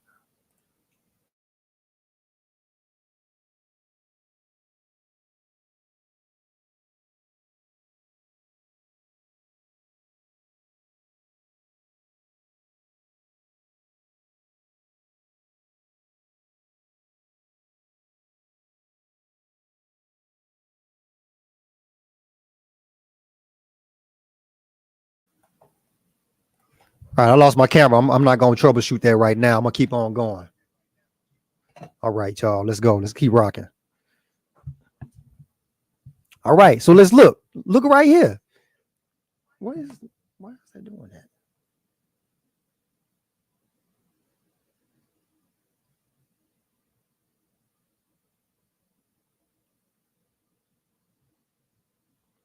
So it says right here, it says all. It says all my children. All are my children. Into what? Into conscious being I created them. Into conscious being I created them what? I created them alike. Right here was declaring that consciousness, the consciousness that we possess is a universal. The consciousness that we possess is a universal. It says all my children into conscious being I created them what? Alike. Privileged to all the earth and the waters of the earth and the air of the firmament above the earth. It says, brothers and sisters, I created them of various tribes, of various races, of various colors and sizes. It don't even matter. It don't even matter. Huh? But nevertheless, in my own way, I created them. Everyone for a glory. I made them. I made them. Huh? Huh? The supreme consciousness, the great spirit, provided us with consciousness. So if it dislikes a person or a nation of people, all the great spirit would have to do is remove the consciousness. It would need to gather soldiers and send them forth toward another nation and to kill them all. Think about that. Right here, it says Oahspe, Book of Inspiration 1:15 and 16. It says, your blood flows in your veins because of my quickening power upon you. So guess what? When I withdraw my hand, you die.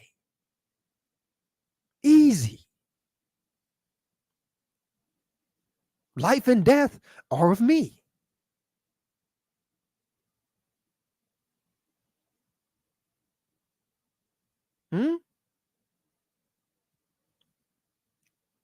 So the last I checked, nobody here, no one here is able to constantly control their blood flow. Huh? Nobody here is able to consciously control their blood flow. Who here can constantly control their blood flow? Huh? No one is able to constantly control how their eyes register light or how their ears register sound. Huh? So what consciousness is controlling that mechanism? Huh? What consciousness are controlling those mechanisms that we don't consciously control? What consciousness is controlling the mechanisms that we do not consciously control?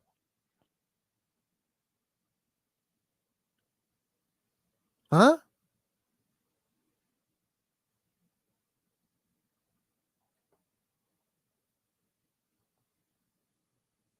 Into conscious being, we were created alike, meaning consciousness or conscious existence is what we all have in common. Consciousness is a real phenomenal entity with a distinct existence and is a universal feature that applies to all people and animals.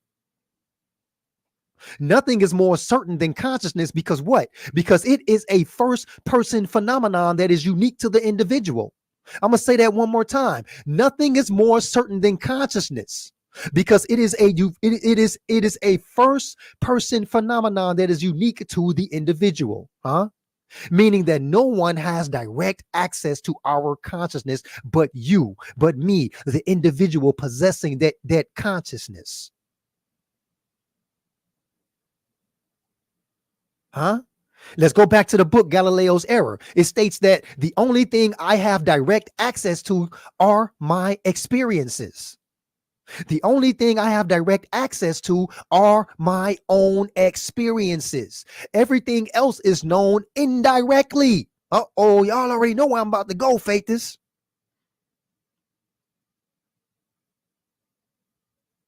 Everything else is known indirectly, believed on the basis of what I experience. Huh? It says all knowledge of reality is mediated through what? Through consciousness. I'm going to say that again. All knowledge of reality is mediated through consciousness. Huh? Let's look at the key points. Huh? We have direct access to our own experiences. Huh? We have direct access to our own share of consciousness. Everything else is known indirectly. Then he states that all knowledge of reality is mediated through the consciousness that we possess. So do we have direct access to our own consciousness and indirect access to other people's consciousness? Okay, Book of Esra 4:9-12, it states, the Great Spirit is what? The Great Spirit is life, motion, individual, person.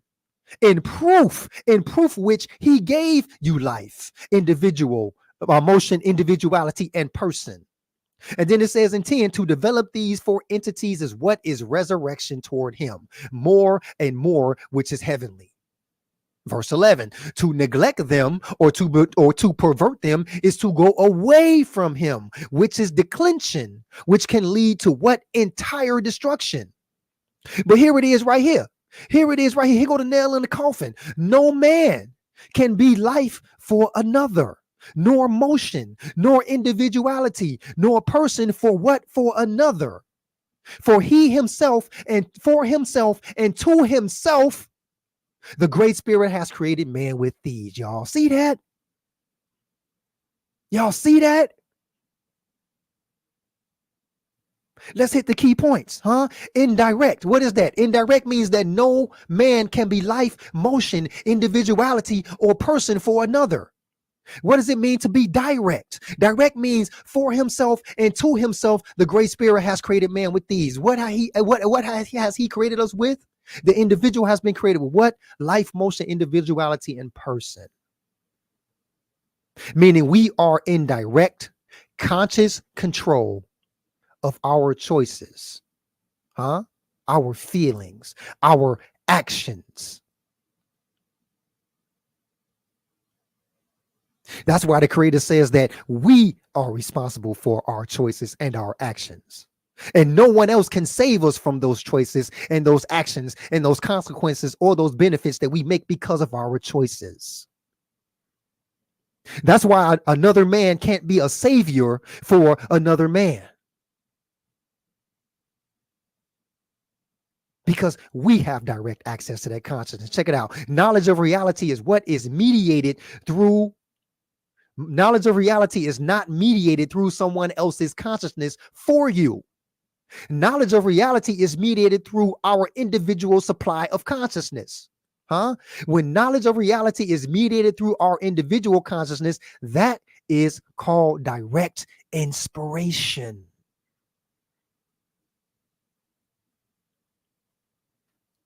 Oahspe, Book of Inspiration 9:11-15, it states, such is my word which I speak to your soul.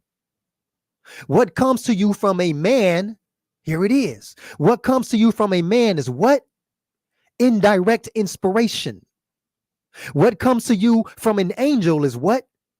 Indirect inspiration. Huh? What comes from the gods is what? Indirect. Huh?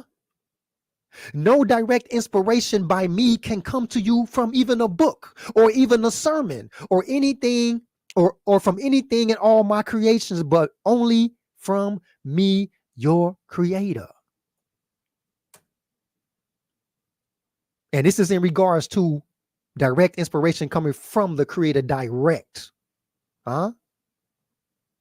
Though one man received direct inspiration from me, he writes it in a book. Yet, when it comes to you, it is what? The indirect inspiration. And is not binding upon you, except only so far as my direct inspiration upon you moves you to what? Receive it. Yet, I did not create all men with the same clearness to perceive me and to frame my wisdom in words, meaning that we as individuals are responsible for how we interpret reality based on the knowledge or the inspiration that is mediated through our consciousness. Hmm?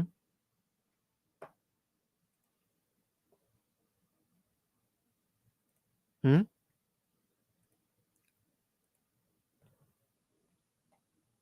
So how is consciousness the medium for knowledge? How is consciousness the medium for knowledge? Okay, well, Oahspe, Book of Inspiration, chapter 3, verses 1-4, it states, the eye of man, I made the eye of man to obtain knowledge by light. But the ear of man I made to obtain knowledge from what? From darkness. Within darkness, says the Great Spirit.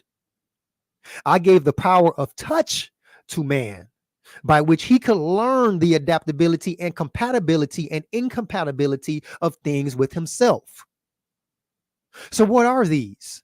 These are the corporeal doorways I gave you, oh man, by which you are able to what? Receive knowledge from me and my creations consciously to yourself. Huh? Through these, you are constantly impregnated. Through these, your soul what? Accumulates what? Knowledge of my works. Huh? You see how consciousness is the medium for knowledge? Check it out. Key points. How do we receive knowledge from the creator, from the great spirit and his creations? We receive it consciously.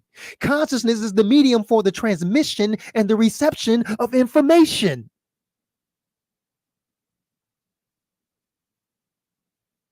How? Through these corporeal doorways. Doorways for us to receive knowledge from the corporeal world, that which is external to ourselves.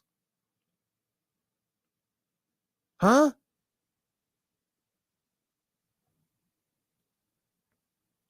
Okay, well, let's look at a source real quick. Attached to your conscious mind is what? Your five senses. What did the Great Spirit just describe in the verses I've just read? There's the eye, that's sight. There's the ear, that's hearing. There's the touch, that's feeling. These senses are corporeal doorways for us to receive information from the external world, going inward, mediated through consciousness. Huh? Attached to your conscious mind are your five senses that you use to see, to hear, to smell, to taste, and to touch the outside world with. We also have the higher faculties or abilities of mind, which is our ability to do what? To reason, our intuition, our perception, our will, our memory, our imagination, that help us go even beyond just those five senses. Huh? Huh? So let's look at these key points real quick. What did we cover? We covered with the Oahspe and sources that what? That consciousness can't be denied. Consciousness is a feature of the mind. Mind and body are distinct from one another, yet they are one. Mind and brain are two distinct entities. The brain is not required for consciousness. The conscious mind houses the senses to which we experience and receive knowledge from reality. Huh? The Great Spirit's creations, the external world, the universe. Huh? Therefore, the highlighted key points I have right here, confirms ideas in the dualism theory of consciousness. Here we go.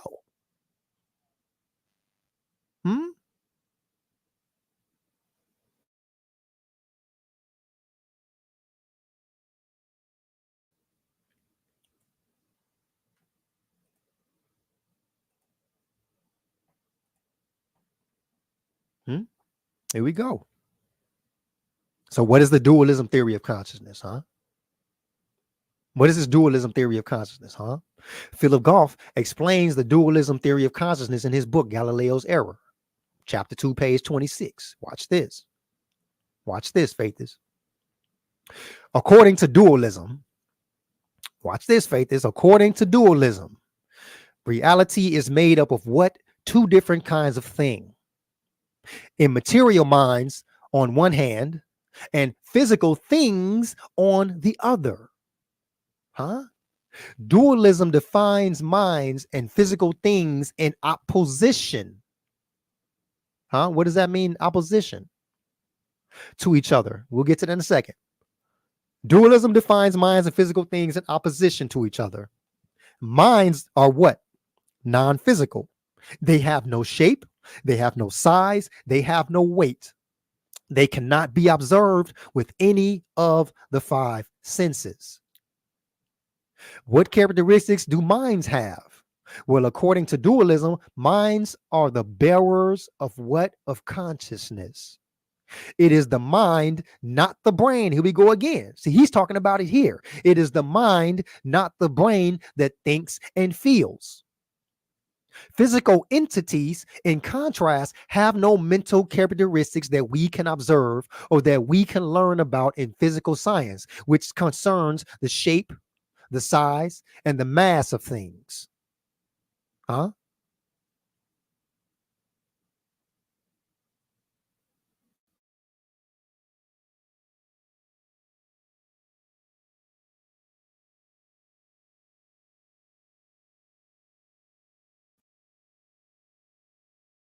Competitors. They're actually both cooperators. They're cooperative. They're on the same team.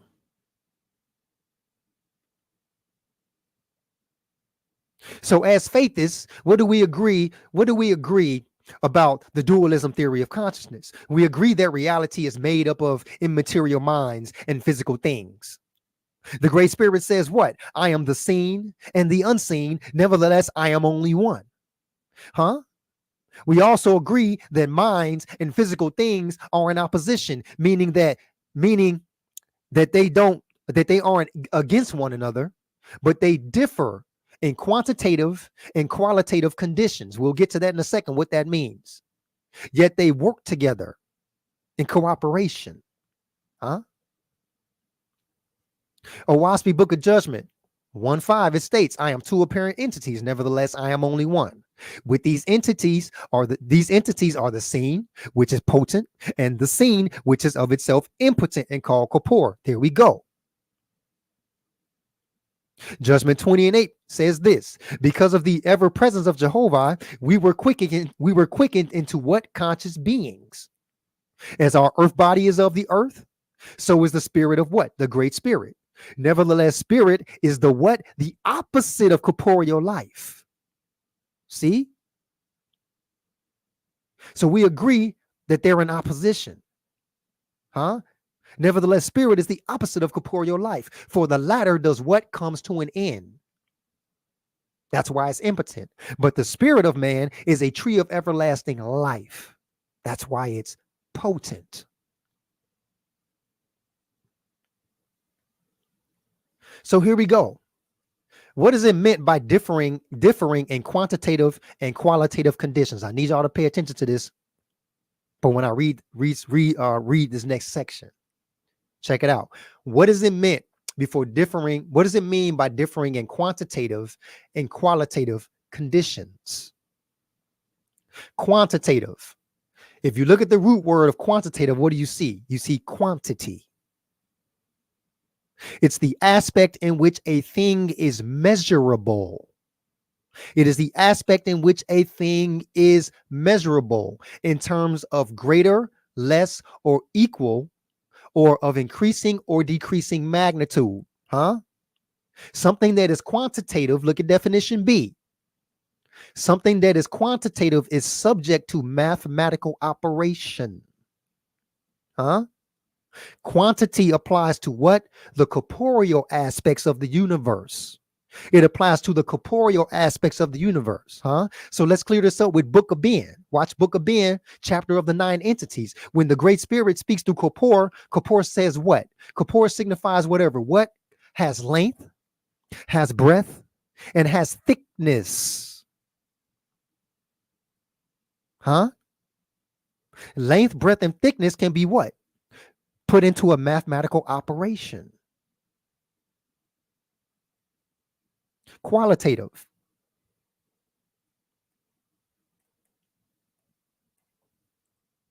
Qualitative. What root word do you see in qualitative? You see quality. Quality is anything that's qualitative. Anything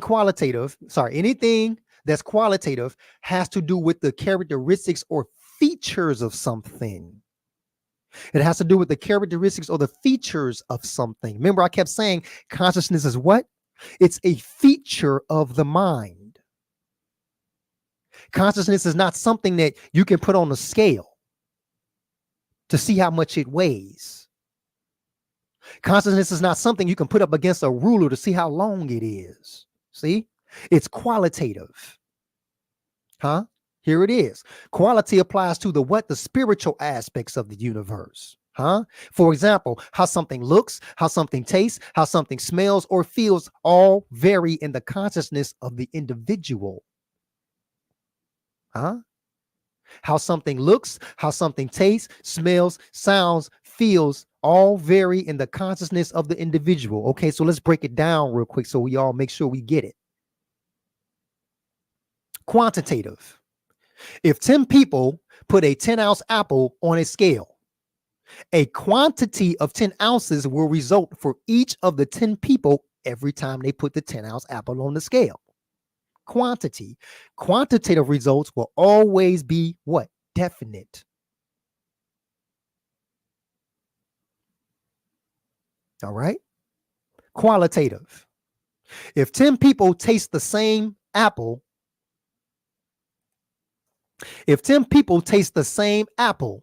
the quality of the taste will have a variable result. Huh? What do you mean by that, Daryl Cosmon? Qualitative results will always be indefinite. They will always be immeasurable. They have no exact limits. So here's what I mean by that. To one person, their conscious experience with the apple is that the apple is too sweet. To another person, their conscious experience with the apple is that the apple isn't sweet enough. To another person, their conscious experience is that the apple is just right, and so on and so forth. You see how it's indefinite? Based on the conscious experience of the person or the perception of the person? That's quality. That's qualitative. Huh?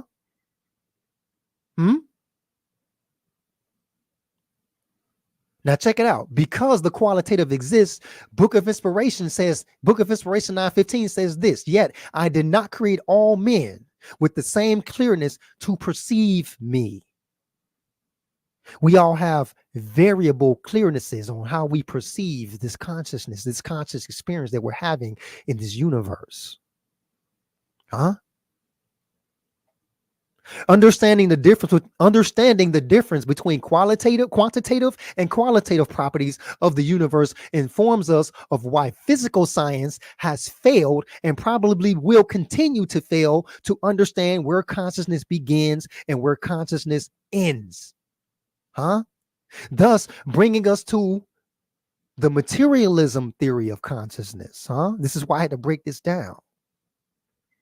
This brings us to the materialist theory of consciousness. Huh?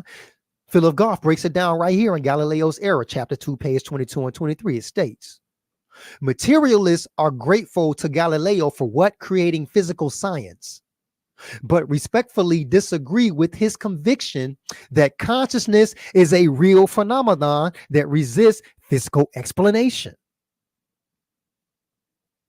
Huh?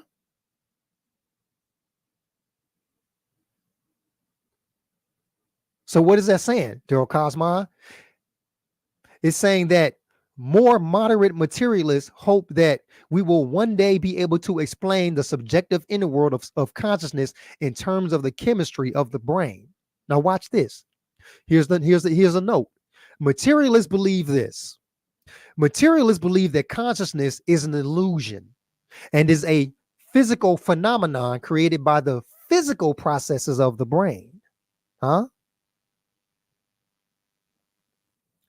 But let's get deeper on into that. Okay, so this is from the book Is Consciousness Everywhere, written by Keith Frankish and also put together by Philip Goff. Check it out. He states this: Galileo's error, according to Philip Goff, concerned the location of sensory qualities such as colors, such as sounds and tastes, meaning where do they exist in reality? The new science Galileo champion cannot describe such properties. The new science Galileo champion cannot describe such properties. They're talking about physical science. And he concluded that they were not present in the physical world, but existed only in our minds, produced there by the impact of physical stimuli on our sense organs. Stay with me. It's going to make sense in a moment. Error or not, Galileo's move was a natural one in the early modern period, where we encounter a world richly arrayed with sensory qualities. Science finds only physical structures and processes describable in mathematic terms.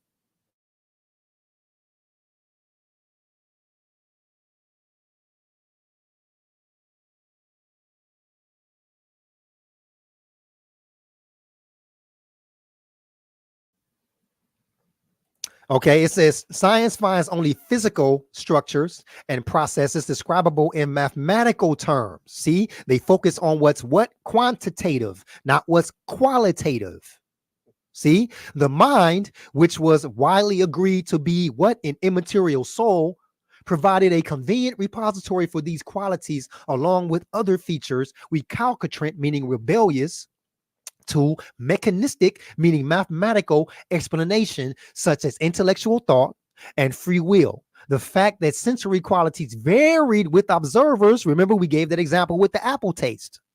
The fact that sensory qualities varied with observers made this move even more natural. Watch this. Hold on. Now, physical science only deals with the quantitative properties of the universe, hence why it is called physical science. Consciousness is unseen and is thus qualitative, indefinite, immeasurable. So physical science doesn't deal with consciousness, because consciousness is not something you can take and put into a mathematical equation to figure it out. Because it is indefinite, it is immeasurable. Check out Book of Jehovah 4:6. It states that things that man sees I created with beginning and end, but the unseen I made of endless duration, always being variable, always being immeasurable, always being indefinite. Check out Book of Ben 2:23. It states that Cosmon said this. Cosmon said this, the here and now. Watch this, y'all. Cosmon said, "You are vain, oh man. What then have you learned? Can you tell why the grass is green? Or why one rose is red and another one white? Or the mountains raised up or the valleys sunken low? Or why a man was not made to fly as a bird? Or live on the water like a fish? Where did the thought of shame come from? It says, even yourself you do not comprehend. Even yourself you do not comprehend, nor do you know of your own knowledge the time of your beginning." You know 3 times 3 are 9. Pay attention. You know 3 times 3 are 9, yet even this you cannot prove except by what? Except by what? Symbols and images. Nor is there anything in your corporeal knowledge that you can prove otherwise except for your presence. What do we say the presence is? The person. And even that which you see, look, we said this earlier. Even that which you see is not your presence, but what? A symbol and an image of it, y'all. Our corporeal bodies are a symbol and an image of our real existence. Look at your hand. Look at your hand, look at your arm, look at your thighs, your elbows, your feet. That's just a symbol and an image of your real self. Right here, it says, "For you yourself are only a seed, a spark of the all light that you cannot what? Prove exist." For you yourself are only as a seed, a spark of the all light that you cannot even prove exists.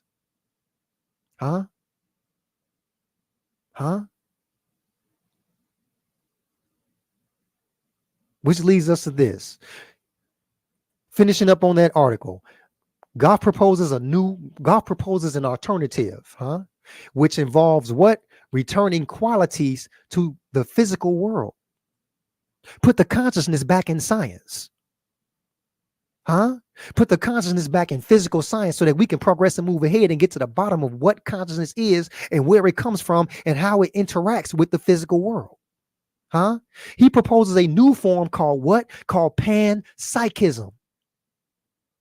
He proposes panpsychism, according to which conscious experience is what? The intrinsic nature of all matter. Intrinsic. What does intrinsic mean? It means interior inward, internal. He proposed that he's proposing panpsychism, according to which conscious experience or consciousness is the intrinsic nature of all matter. Huh? Is it the intrinsic nature of all matter? Okay, well, let's ask Book of Discipline. Okay, it says, to Jehovah, all adoration and glory forever are amen. For he is what? Within all. What does it mean to be intrinsic? Interior, inward, internal. What is God saying about in Discipline 1 about Jehovah, the Great Spirit? It says, for he is what? Within all. But at the same time, beyond and overall, being ever present. Where? In all places. In all places. Even Book of Knowledge 6 and 9, it states spirit exists where? In corporea, in the corporal. This is what Philo Goff is saying with panpsychism. He say, hey, bring the consciousness back to science. Why? Because it is an intrinsic nature of all matter. And we prove that in Oahspe with Book of Discipline and also with Book of Knowledge, huh? Thus bringing us to the what? The panpsychism theory of consciousness, huh? Let's talk about that. What is the panpsychism theory of consciousness?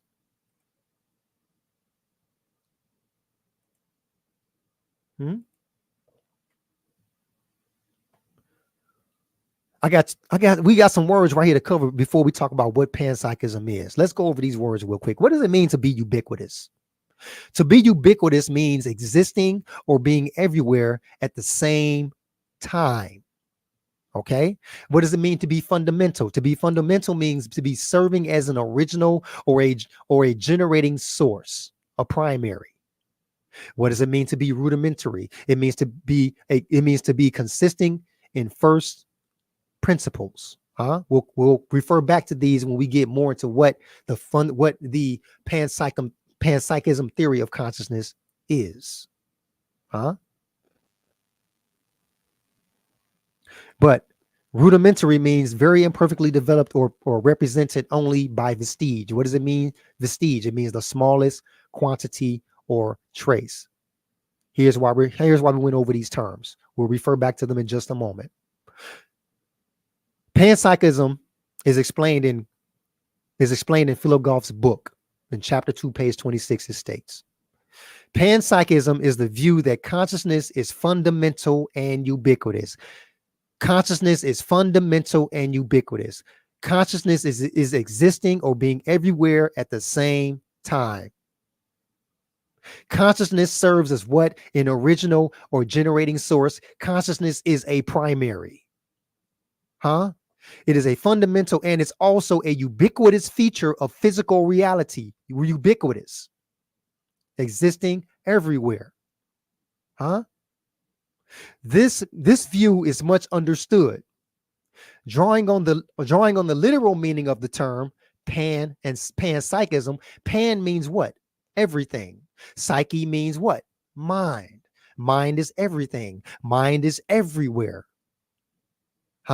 It is commonly proposed that panpsychists believe that all kinds of inanimate objects have rich conscious lives, that your socks, for example, may currently be going through a troubling period of existential angst. But this way of understanding panpsychism is wrong on 2 counts. I think I only explained the first one. But firstly, panpsychists tend not to think that literally everything is conscious. They believe that the fundamental constituents of the physical world are conscious. Fundamental. Originating or generating source, meaning a primary. What are the fundamental constituents of reality of the physical world, y'all? Atoms, electrons, protons, neutrons, gluons. Now we get into the physics of things. They believe that the fundamental constituents of the physical world are conscious, but they need not believe that every random arrangement of conscious particles results in something that is conscious in its own right, like a rock. Most panpsychists will deny that your socks are conscious while asserting that what they are ultimately composed of things that are indeed conscious.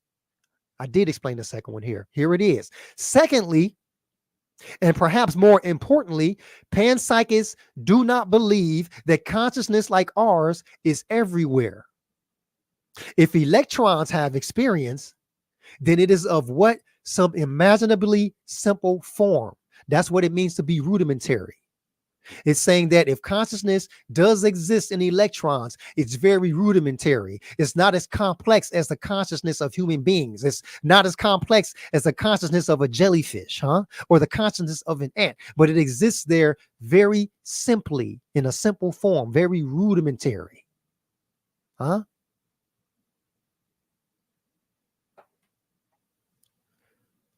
Y'all think that's crazy? That electrons or atoms have consciousness?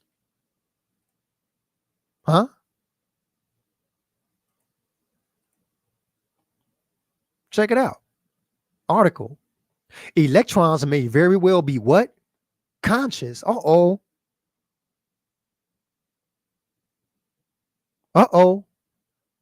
Electrons may very well be conscious. Okay, well, let's get up into this. While inanimate matter doesn't evolve like animate matter, inanimate matter does behave. It does things. It responds to forces. Electrons move in certain ways that differ under different experimental conditions. These types of behaviors have prompted respected physicists to suggest that electrons may have some type of extremely rudimentary mind.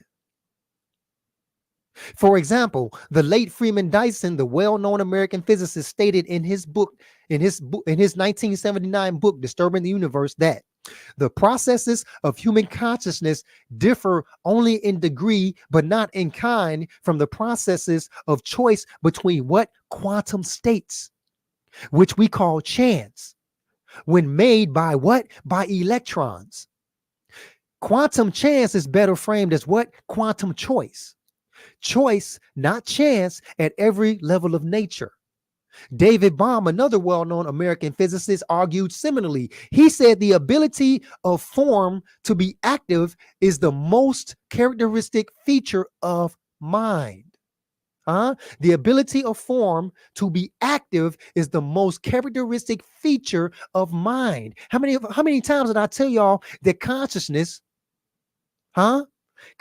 is the cause of motion? We went over that earlier on in the presentation.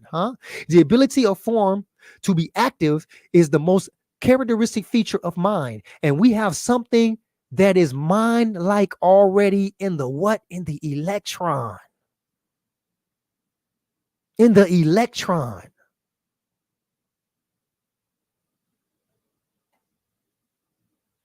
So if electrons don't have a rudimentary form of consciousness, then why would the Great Spirit compare us to atoms? If electrons don't have a rudimentary form of consciousness, then why would the Great Spirit compare us to atoms?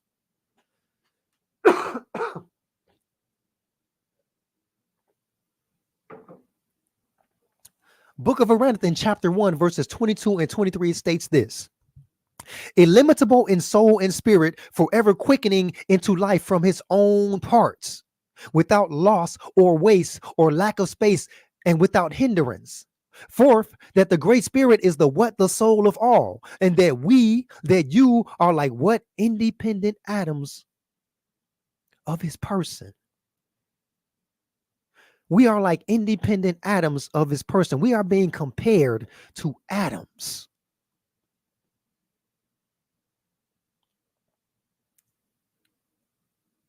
This means that we are specks of the Great Spirit's person. In like manner, atoms are specks of our person. However, we are specks of the Great Spirit's person that what? Possess consciousness. So by comparing us to the atom, is the Great Spirit implying here that atoms, which are the fundamental parts of corporeal things, contain some degree of consciousness? Is that what the Great Spirit is implying here? Okay. Apollo, Book of Apollo 3:13, it states this. Pay attention to this, y'all. Book of Apollo 3:13, it states this. Where have you not excelled yourself, O great spirit? In one moment, we perceive your vastness. In another, your microscopic hand in the smallest what? The smallest what? In the smallest etheric wave.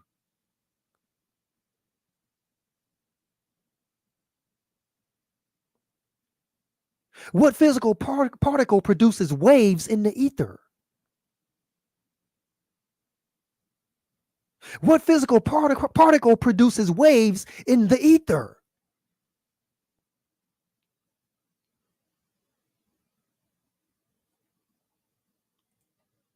Where have you not excelled yourself, O Jehovah, the great spirit? In one moment, we perceive your vastness. In another, your microscopic hand in the smallest etheric wave. Huh? Huh? Remember in Oahspe book of Thor 4:14 when we went over that? What did it say? It says, do not think, oh man, that there is only one member of my person, in my person, and that different conditions and states of that one comprise my universe. The foolish man has said the blood is the flesh and the bones, and the flesh and bones are simply a state of the blood. But he does not see that I do not make flesh out of blood, but out of that which the blood carries. In the same way, I carry the corpore of my person in the what? In the ether of my being. Remember, what is the being part? What is the being part? The being part is what? The great spirit's conscious existence. Where is the ether? The ether of my being, the ether of my being is where? The ether is where? In the conscious existence, in the consciousness of the great spirit. That's where the ether is. Huh? Huh? Now let's go back. Let's go back. We perceive the vastness. We perceive the vastness of your hand, but in another, your microscopic hand in the smallest etheric wave.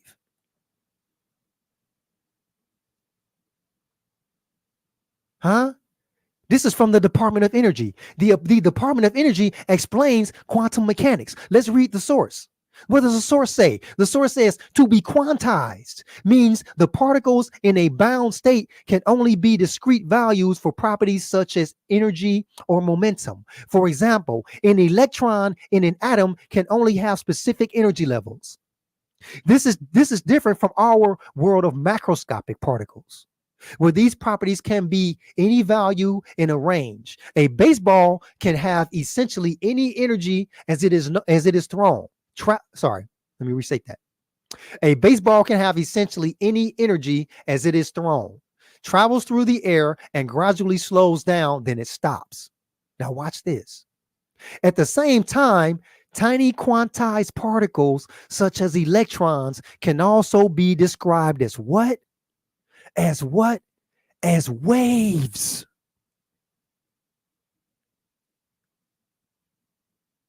Tiny quantized particles such as electrons can be described as waves. Huh? Huh? Huh? Like a wave in the ocean in our macroscopic world. The world we can see with our eyes. Waves in the quantum world are constantly shifting. In quantum mechanics, scientists talk about a particle's what? Wave function. A particle's wave function.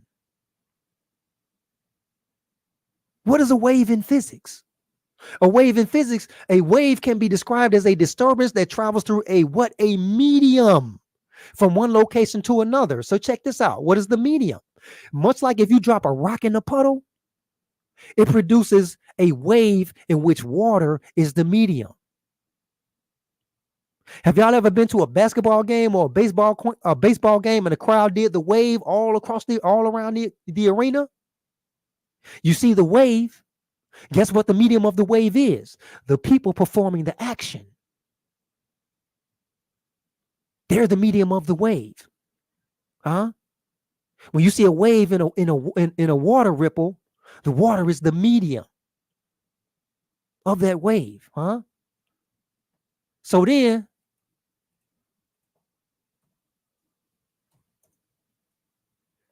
when an electron particle makes a wave, what is the medium, huh?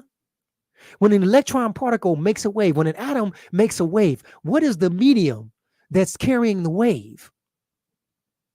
Much like how water carries the wave in a puddle, or much like at a basketball game, the people carry the wave around the arena. What is the medium for the particle wave? Huh? The quantum field.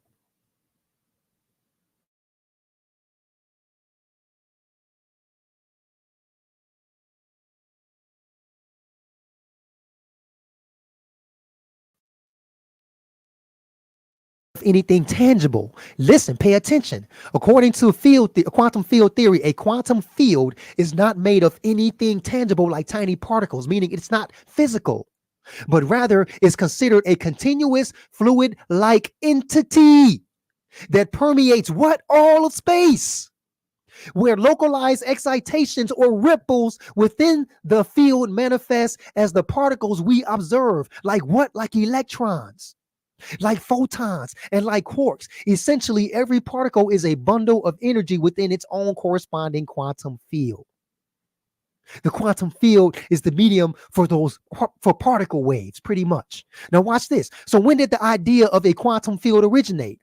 Quantum field theory emerged from the work of generations of theoretical physicists spanning much of the 20th century. Its development began when? In the 1920s, with the description of interactions between light and electrons culminating in the first quantum field theory. Again, here we go. Book of Thor 4:14. I carry the corpora of my person in the ether of my being.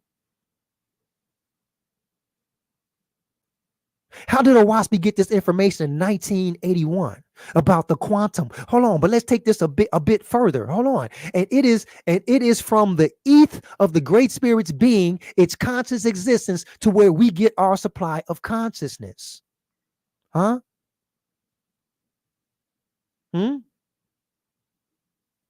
a minute. Did I skip something?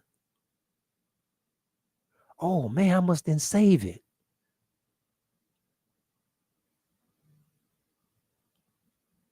Oh man, I showed how ether described in Oahspe and how the quantum field has similar characteristics. I wonder if I put that later on in the presentation. I apologize for that. My goodness. Okay. My goodness. I'll apologize for that, y'all. And it is from the ether of the great spirit's being, its conscious existence, to where we get our supply of consciousness. Here it is again. Does consciousness pervade the universe? By Philip Goff. It states that one of science's most challenging problems is a question that can be stated easily. Where does consciousness come from?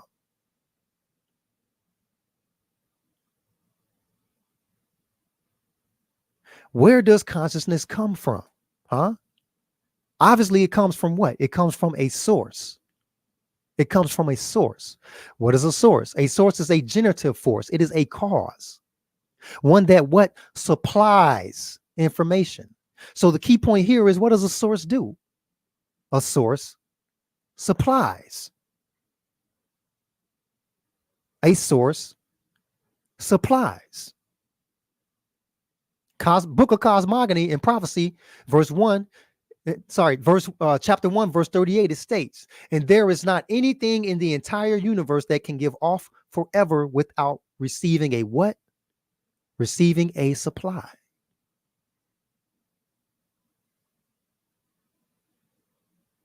And there is not anything in the entire universe that can give off forever without receiving forever a supply.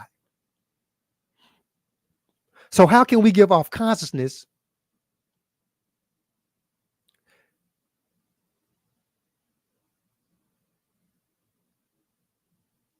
Wait a minute. Oh man, I'm screwing this up. Hold on, y'all. Sorry.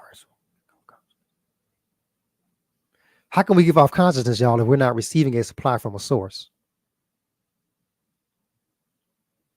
How are we conscious right now streaming consciousness if we're not receiving it from a source? The same way we're streaming the internet right now, it is streaming from what? It is streaming from a source. It's not produced in the computer that you're running it on. It's produced from an external source. Huh? So from where or what are we receiving our supply of consciousness? Remember, Book of Divinity, chapter 1, verse 20, it states, God said, this also is the Oahspe law, perpetual growth, as a man being brought forth out of what was not an entity in regards to man being non-existent or void, thereby becoming an entity. This then is brought about by what? The Oahspe law. Who is Ormaz, or how is Ormaz described? Ormaz, or light master, master light, the master of light, equivalent to what? The great spirit Jehovah. The great spirit. The great spirit is what? The universe is sky. The universe is earth, sky, spirit. The three in one are what? Jehovah, the great spirit. The great spirit is the universe and that which is beyond. Book of Inspiration 1:6-12, it states, the great spirit says, I am to your spirit like the sun is to a ray of light. I am the light that does what? Illuminate your soul. The ray of light that goes out of me takes root in mortality. And you are the product, the tree. You are nothing. You are nothing. That's what this verse up here meant when it said that we came from out of what was not an entity, because we were nothing before this. Huh? It says you were nothing, though all things that constitute you existed before, meaning externally. Huh? Those I drove together and quickened. And guess what, y'all? Thus I made you. And in that way I made you corporeally. In the way that I made you corporeally, so I made you spiritually, intellectually. See, we're revisiting this again. Huh? And as I made your corporeal body out of corpore, so out of my light, which is my very self, I built you up in spirit with consciousness that you are. That's our source of the supply. Huh? That's our source. That's our source for our supply of consciousness. Huh? Watch this. Does this mean that in order to investigate how the mind interacts with the brain, does the great spirit suggest we look to the quantum? Here it is. I thought I omitted it for some reason, but this is it right here. Does that mean that in order for us to investigate how the mind interacts with the brain, does the great spirit suggest that we look to the quantum? Watch this. Here, check out this article, Clues of Quantum Minds. Various theories have tried to explain how quantum physics might play a role in what? In consciousness. Most hinge on the idea of superposition, where particles like electrons, photons, or maybe even the cat of the physicist Erwin Schrödinger of the eponymous equation can be in two or more states or positions at the same time. When observed, the state or position of the particle collapses and the system is in one definite state or location. Check this out. Roger Penrose, a Nobel Prize winning cosmologist, has suggested that each collapse of a quantum superposition creates a moment of what? Proto-consciousness. Penrose, together with an anesthesiologist, Stuart Hemmerroth, posits that small structures in our neurons and other cells called microtubules might weave these moments together into what? Full consciousness. And I'm just reading this article to state that they're already in the works of looking to the quantum to find out how consciousness interacts with physical matter. Huh? Now watch this. Here are the key points. Here's some key points. We have light from the source being spirit and consciousness, from which we are supplied our consciousness. Nothing can give off without first what? Receiving a supply or being supplied. From source, we are constantly being supplied consciousness from the external inward. like an impression that we express, like an inhale that we exhale. Consciousness is a spiritual breathing mechanism. Consciousness is a spiritual breathing mechanism. Huh? Consciousness is the rarefied or etheric breath of life that gives us the ability to perceive, to interpret reality, the external world, the creator's creations. Huh? Consciousness is a spiritual breathing mechanism. Oahspe Book of Jehovah 2:5, it states, for the substance of my Etherian worlds, I created the ether, the most rarefied. Out of eth, I made them. And I made eth the subtlest of all created things, and I gave it power and place, not only by itself, but also power to do what? To penetrate and exist within all things, even within the corporeal world. Follow me with this one. Watch this. Remember what our source says about the quantum field, about how the quantum field is described. Remember what our source said about how the quantum field is described. It is described as a continuous fluid-like entity that permeates all of space. Huh? So is what they call the quantum field actually ether? Huh? Huh? Ether does what? Ether pervades the universe. The quantum field is said to do what? Pervade the universe. Right? Ether is of the great spirit's being, which is its conscious existence, meaning its consciousness pervades the universe also. So it is this pervasive and rarefied consciousness that we receive or inhale or supply our individual supply of consciousness. Thus, we are of the conscious mind breathing rarefied air. We are of the conscious mind breathing rarefied air. Did you all see the characteristics, the similar characteristics between ether and the quantum field? The ether is rarefied, meaning what? It is rare, it is thin, it is less dense. It's like it says without the addition of matter. It's frictionless. No matter exists in the ether. It's a spiritual property. Ether is described the same way.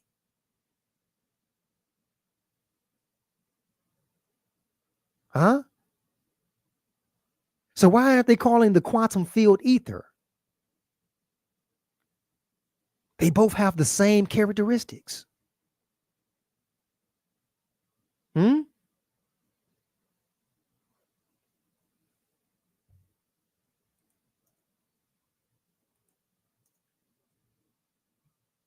Hmm?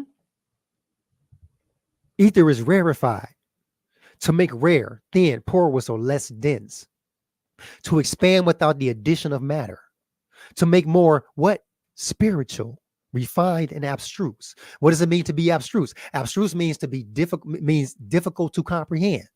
What does it mean to breathe? To breathe means to become perceptible, to be expressed. Huh? But how is breathing only limited to expression when it works both ways? Breathing also means to inhale. Huh? So it also not only means to be expressed, it means to be impressed as well. Breathe, to become perceptible, to inhale and exhale. That's what it means to breathe. To breathe is to become perceptive, to have perception. To have consciousness is to have awareness, is to have perception. To receive information means to mentally breathe in and be impressed and be inspired.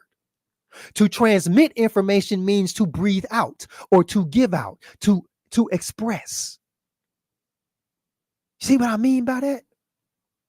Remember, we have light from the source being connected with consciousness from which we are supplied consciousness. Nothing can give off without first what? Receiving or being supplied. Thus, consciousness is a mental breathing mechanism, receiving and giving off, like the inhale and exhale of the corporeal breath.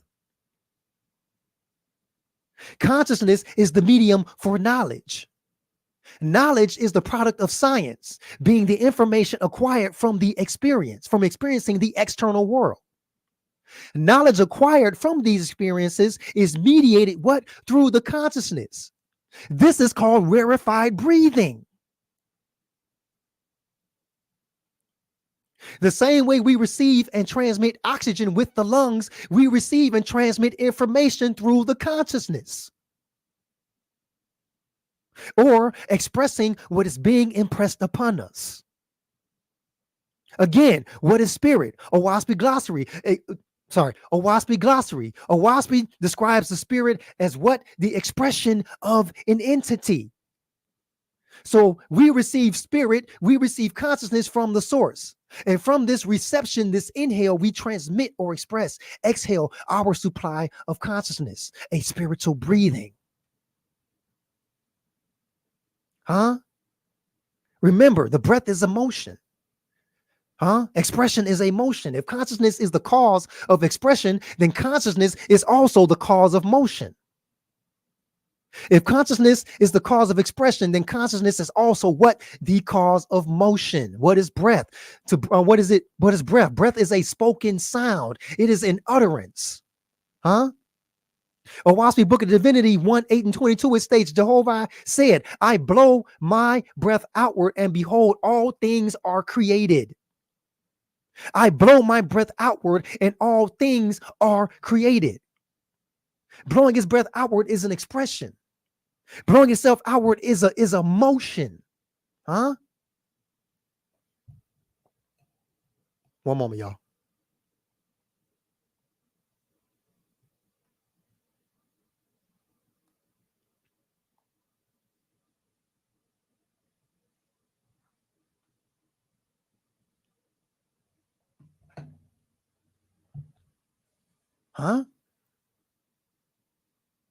Again, Book of Jehovah 1:1, it states, all was, all is, all ever shall be. The all spoke and motion was and is and ever shall be. And being positive was called he and him. The all motion was what? The all motion was his speech. The all motion was this consciousness's breath.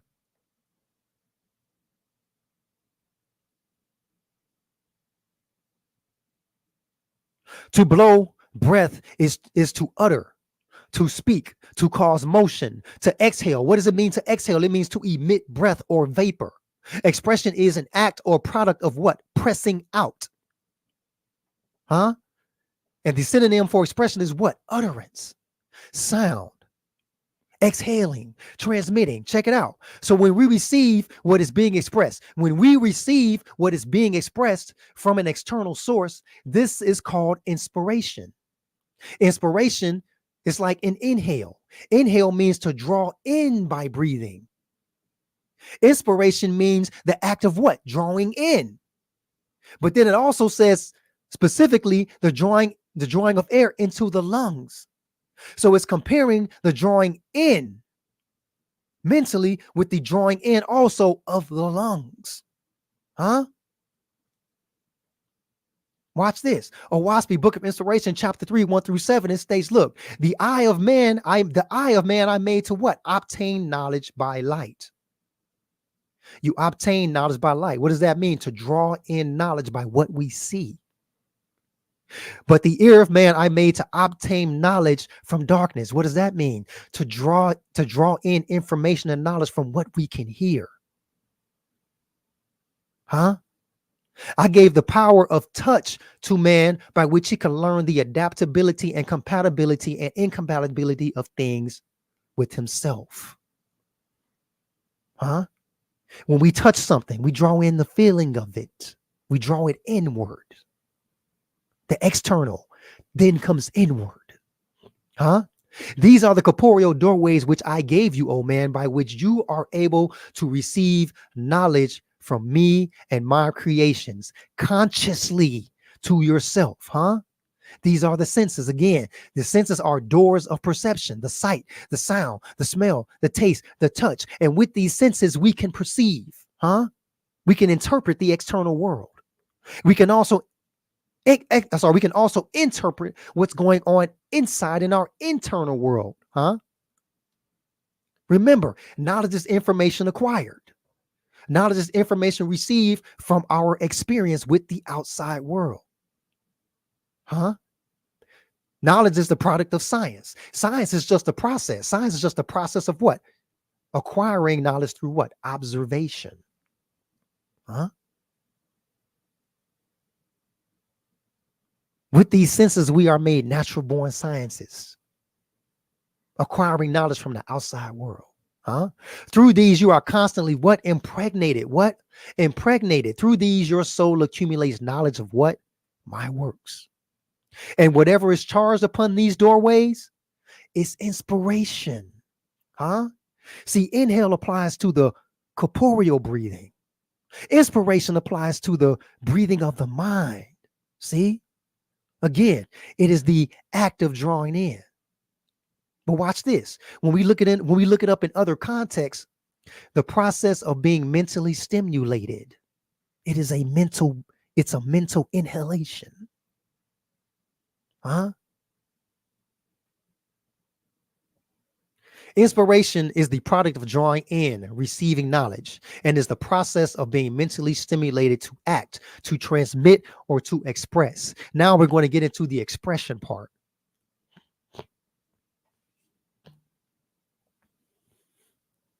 When we see bread, we are what? Inspired to eat. Huh? When we see a horse, we are inspired to do what? We are inspired to ride. When we touch a nettle, then what? We are inspired to pain. Yet in all cases, you must have practice before you can comprehend the inspiration that comes to you from these external things. Huh? And the external information that we inhale is written to our consciousness. I'm going to say that one more time. The external information that we inhale is written to our consciousness. This is going to prove that that information is like that consciousness is a rarefied breathing. We're going to prove that with Book of Aranathan, chapter 2, verses 2 and 3. Check it out. Because it has been demonstrated to you that the knowledge of man is only what? It has been demonstrated to you that what? It has been demonstrated to you that the knowledge of man is only what? His own consciousness of the records that have been written on his body and spirit.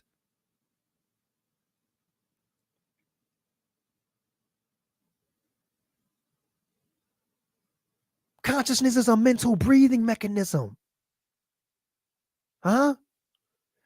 Because it has been demonstrated to you that knowledge of man is only his own records, his own consciousness of the records that have been written on his body and spirit. So let it be testimony that the affairs of heaven and earth are what? Are registered everlastingly on the soul of man, registered to our consciousness. Huh? And whether written upon by his own behavior or indulgence, or by the places of his resort, he is the book of his own dominion, and in the hands of the great spirit, or else against him. Huh? Consciousness is the mediator of the inhaled inspiration and the exhaled expression, which are both the record of the soul and the conductor of our actions, y'all. Consciousness is a rarefied breathing mechanism. All right, we're going to take one little quick break. This last section goes by pretty quick. We're just going to get into the supreme consciousness next. Huh? Stay tuned. Be right back in like 2 minutes.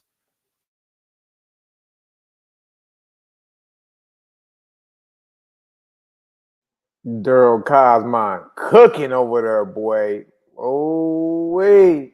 Y'all getting some understanding. Go ahead and drop some vortices in the chat, man. Spin that vortex. You know what I mean? It takes a lot of time, hour, dedication, and sacrifice to prepare a lesson, a presentation, a full course meal such as this. You know what I mean? This ain't nothing he yawned. He didn't just wake up, yawn, and sniff the Folgers and just, put this together. This took time preparation. You know what I mean? Similar to how it take time and preparation and skill to put together what? A fine meal. So, you know what I mean? For that, we salute you, my brother. Keep dropping it, keep it coming. And yeah, we listening. Let's cook up.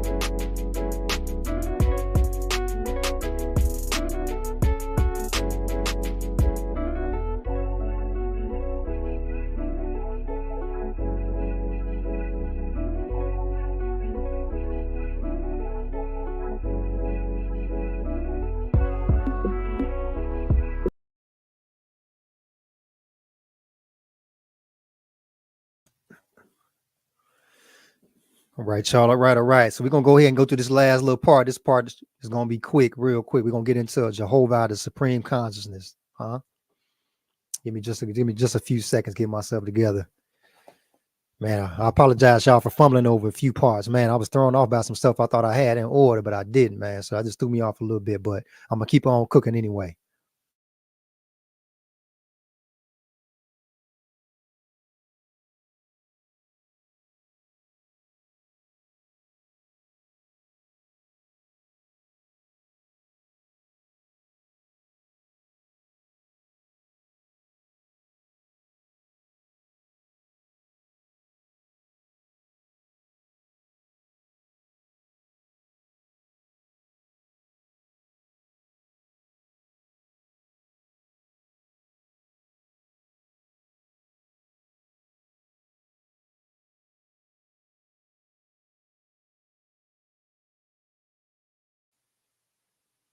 All right, love and light, man. Let's go ahead and get to it, man. Damn. Here we go. Here we go. Let's go ahead and seal the deal. Let's go ahead and seal the deal.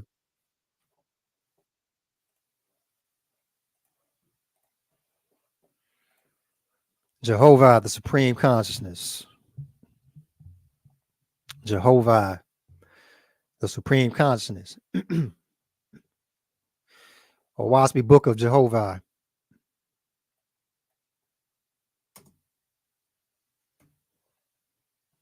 Chapter 1, verse 1.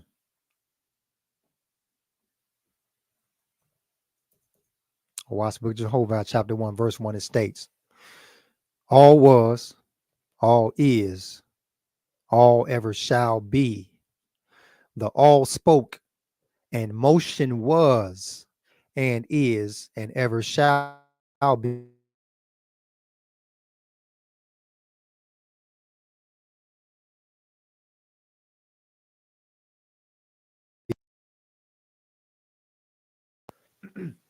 We're gonna slow down this whole verse and bring everything home.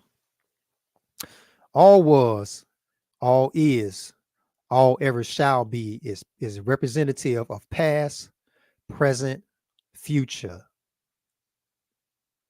This is the consciousness, the conscious intelligence declaring that it is time.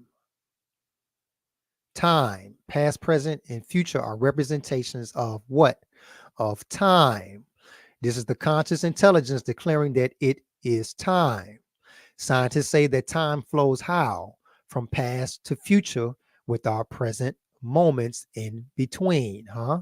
From past to future with our present moments in between. To be time is also to be eternal, huh? To be time is to also be eternal. Why?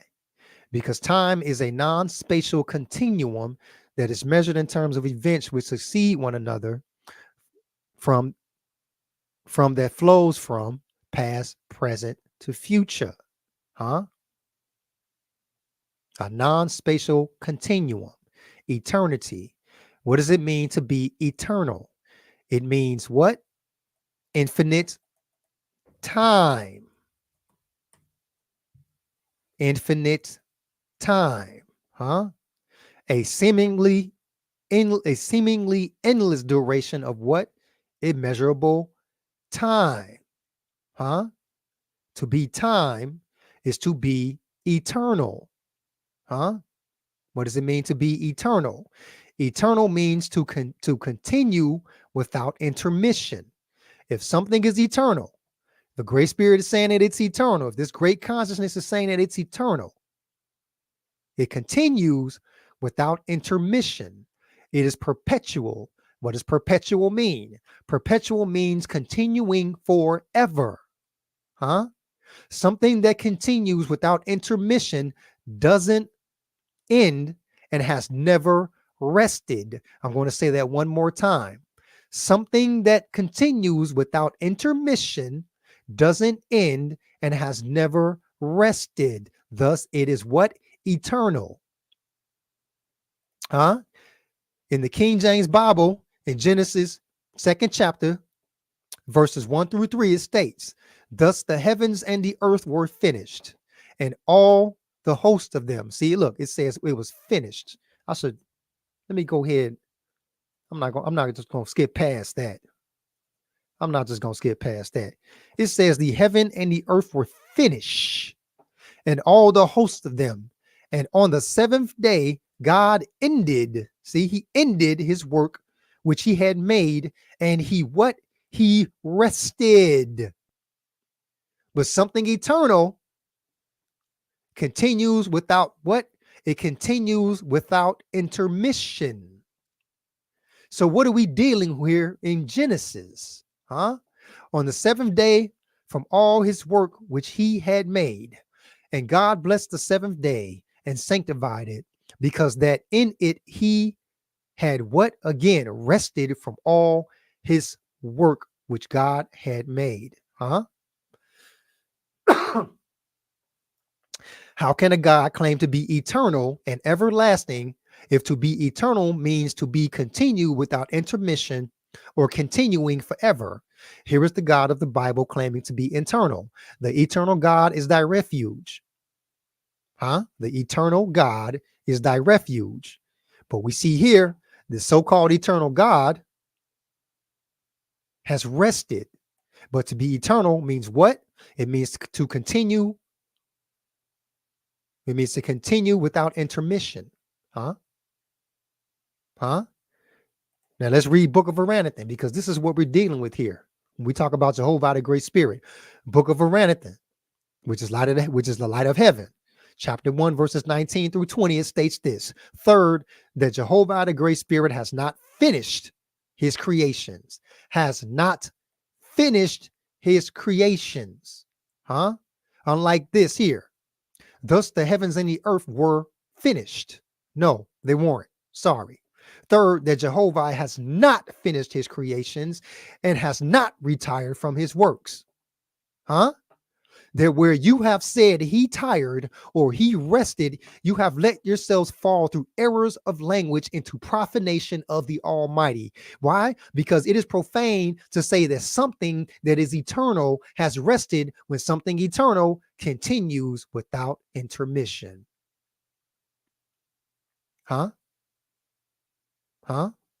For he is also master over all weariness, and is his own everlasting rest and unrest beyond the comprehension of mortals and angels.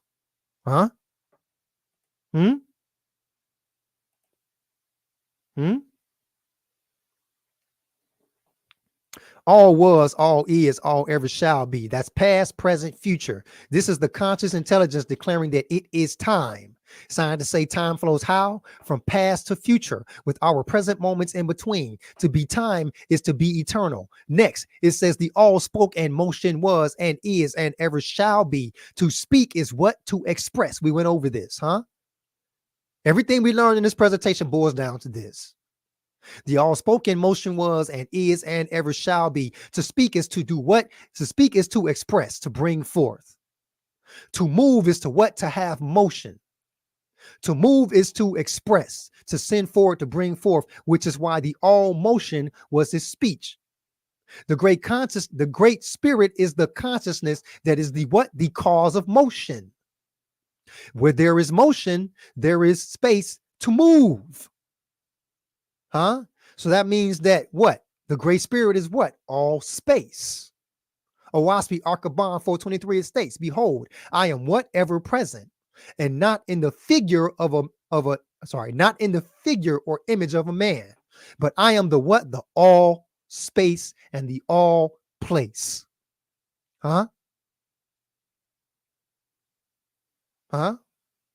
We got time, we got eternity, we got space, we got place. That's what we're dealing with here. And here it goes. It continues to say, and being positive, and being positive was called what? He and him. The positive polarity of energy, meaning positive, is as in charge. The positive polarity of energy, meaning positive, as in charge. What is charge? Charge is the accumulation or impelling force. To impel means to urge or to drive forward or on by or as if by the what? The exertion of strong moral pressure, meaning that a charge in motion produces energy. We're talking about energy, charge and energy when it comes to him being positive. But not only is the great spirit positive energy, but negative energy also. Book of Saphai, E11, it states Om, which is Ponic language, the negative of the great spirit, the female, the negative, the female. So the positive is the he and the him. The female is the she and the her. That which projects is positive. That which receives is negative. Y'all see that? Projects, transmission, positive, reception. Consciousness is a what? Consciousness is a rarefied breathing mechanism. Huh? Let's continue. Book of Jehovah 1:1. All is, all was, all is, all ever shall be. The all spoken motion was and is and ever shall be. And being positive was called he and him. The all motion was his speech. The source, the Great Spirit, is declaring that it is time, it is space, it is motion, which is vibration, it is energy, and it is charge, meaning positive and negative force, energy and eternity. I got energy in there already. Energy and also eternity. We got time, space, motion, energy, and eternity. This is what the faithists worship. We worship reality. We don't worship a man on a throne. We worship a consciousness that pervades the universe and exists everywhere. And it contains time, it contains space, it contains motion, it contains energy, it contains charge, it contains eternity.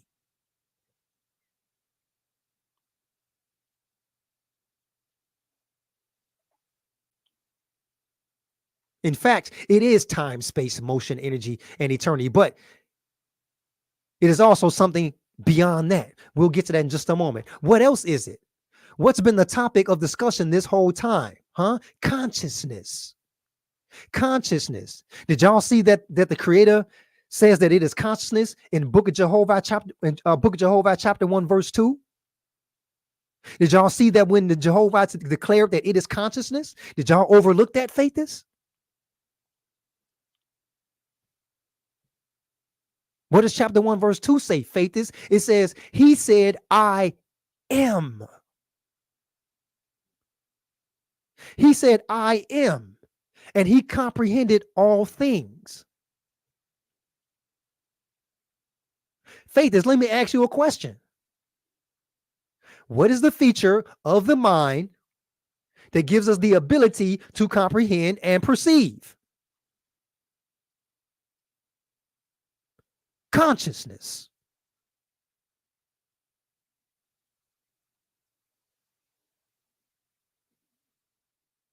He said, I am, and he comprehended all things, the seen and the unseen. Nor is there anything in all the universe that is not part of him.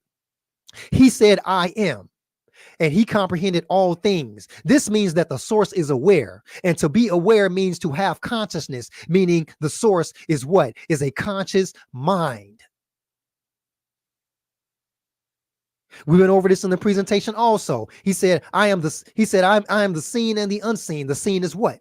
The seen is the physical, corporeal matter. What is the unseen parts of him? The time, the space, the motion, the energy, the eternity, the charge, the consciousness, the spirit, the light. Nor is there anything in all the universe that is not part of him. Let's break that down. Time, space, motion, energy, light, sound, electromagnetism, eternity, and even the matter are all entities that exist in the ether of its being. Being is what? Conscious existence, consciousness, spirit.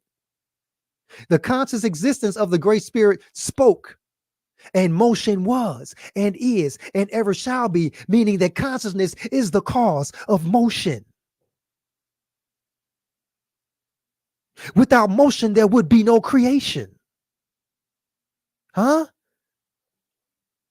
Remember, Oahspe, Book of Ezra, chapter 4, verse 9 through 12, it states, Jehovah is what? Is life, motion, individual, person, in proof which he gave you life, motion, individuality, and person. But guess what? Let's read this in order. Jehovah is first life. Then there is motion. Life is what? The consciousness. The state of being aware, the state of existence, the consciousness. Then next to life, you got motion. Without the life, without the consciousness, there is no motion. Without the motion, which is create, without the motion to create, there is no individual. There is no person. Let's go through that again. Without the life, without the consciousness, there is no motion. Without the motion, there is no creation, which is the creation of the individual, which is the person. Huh?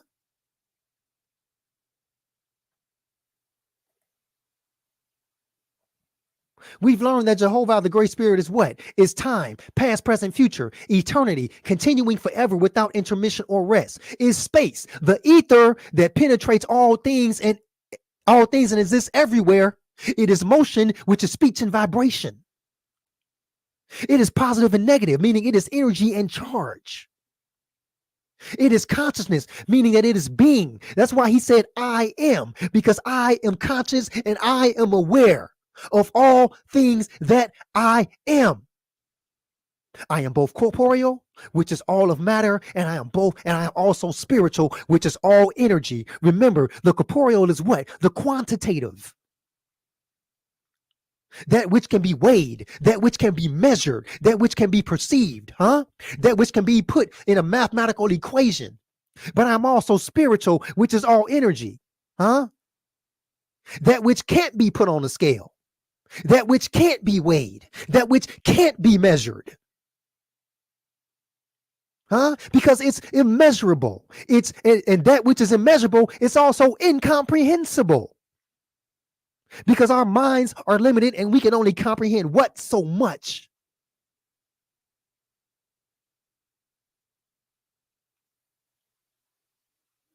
We can't even see all 6 sides of we can only see 3 dimensions of a cube. You hold a cube up, you see the sides, you see the top, but the back and the bottom you can't see.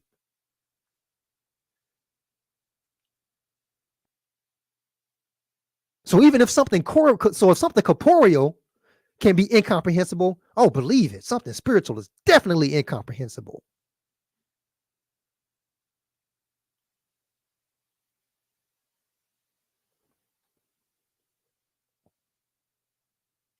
Now watch this. What is our creator? Time, eternity, space, motion, positive, negative, consciousness, being, corporeal, spiritual. Daryl Cosma, why are you telling us this? Why are you telling us this? Watch this article. This article came right from Gaia. The source is Gaia.com. Watch this. Watch these same terms pop up in this physics article. Watch this. Remember. I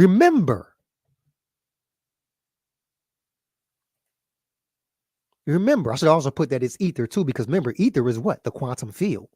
They just not saying that yet, but Oahspe is telling us that that's what the ether is, because they both have the same characteristics. But watch this. Watch how these terms pop up in this article. Quantum revolution, Einstein, ether, and the unified field theory. Watch this. Consciousness as a state of matter. If you go to the source and you scroll down to this section called consciousness as a state of matter, watch this.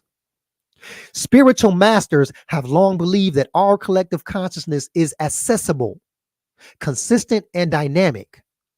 Vedic teachers throughout time have taught us that we can access the data connected to our experiences, relationships, and emotions via the Akashic records, which is a vast library of life-related information. It is ideas like this that suggest to us that what consciousness is quantifiable and as expansive as the universe. But can consciousness be quantifiable? How then can we leave consciousness out of the equations related to quantum mechanics? If consciousness is present in all matter, listen, if consciousness is present in all matter, and most importantly, all living beings, how could it not be inherent in space, matter, gravity, which is motion, vortex motion, and time? Look at that. Consciousness research most often falls under neuroscience, which doesn't have a definite grip on the exponential abilities and value of consciousness. We went over that in the article earlier on. That consciousness, that neuroscience has no idea where it comes from.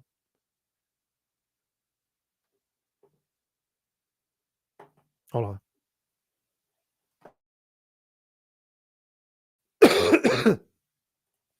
Otherwise, it wouldn't tend to hold the view that consciousness what requires a functioning proper. So hold on, I'm tripping. Otherwise, it wouldn't tend to hold the view that consciousness requires properly functioning brain structures. Look at this, right? In big words. Look what this physicist put in big words. He said, because it doesn't. He said, because it doesn't. Otherwise, it wouldn't tend to hold the view that consciousness requires properly functioning brain structures. What have we been saying this whole time in this presentation? That consciousness does not require the brain. He's saying here that it does not, because it doesn't. He's saying here that what? Look what he says about consciousness, y'all. Look what he says about consciousness. He said consciousness is what? It is eternal. And it is what? It is what? It is continuously accessible, meaning there is always going to be a supply of consciousness. Huh? Regardless of the manifestations or channels through which what? It expresses itself.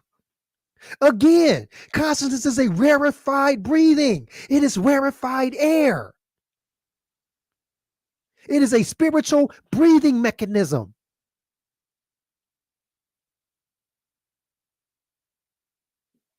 Hmm? Hmm?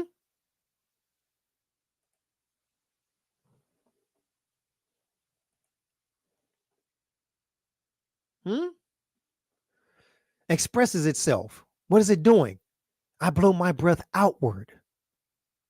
When this great consciousness blew itself outward, it expressed itself. And we are the results of that expression, y'all. Express itself, to breathe outward, to transmit its word, its utterance. Its word is its speech. Its speech is its vibration. Its vibration is its motion. Huh? Huh? Book of Jehovah, chapter 1, verse 7, it states, chief over all that live on the earth, I made man. Male and female, I made them. And so that man could distinguish me, I commanded him to give me a name. By virtue of my presence, I commanded him, and man did not name me after anything in heaven or on earth. How could a man do such a thing? How could man do such a thing? Huh? In obedience to my will, he named himself. In obedience to my will, he named me after the sounds the wind utters. And he said, Yoeh, which is now pronounced what? Jehovah, which is the great spirit. But let's break this down even further.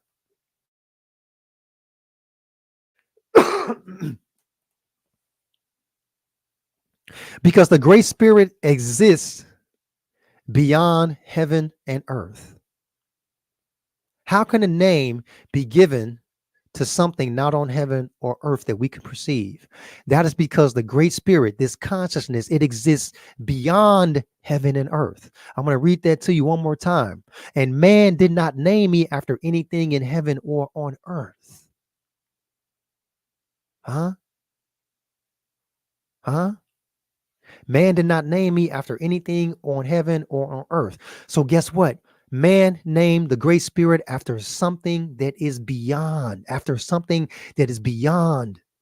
heaven and earth. Huh? And in obedience to my will, he named me after what? The sound the wind utters. What wind y'all think we talking about? Breath, wind. What have we been saying that ether is? Ether is what? Rarefied air. It's a rarefied wind. Watch this. Because the great spirit exists beyond heaven and earth. Oahspe, Book of Ben, chapter 4, verses 3 and 5, it states this. It says, it has been said that the great spirit is a person. But no one can know this, for his magnitude is what? It's incomprehensible. Now look at verse 5. It states what? It states this. The Great Spirit said this. The Great Consciousness said this. My divisions are not like man's divisions. Here it is, y'all. Behold, I create one thing within another. Neither space, neither place, neither time or eternity stands in my way. This consciousness, it is beyond what we can comprehend. It is beyond space, place, time, and eternity. Huh? So much so that none of these entities can stand in its way. What are we dealing with? And he said, in obedience to my will, he named me after the sounds the wind utters.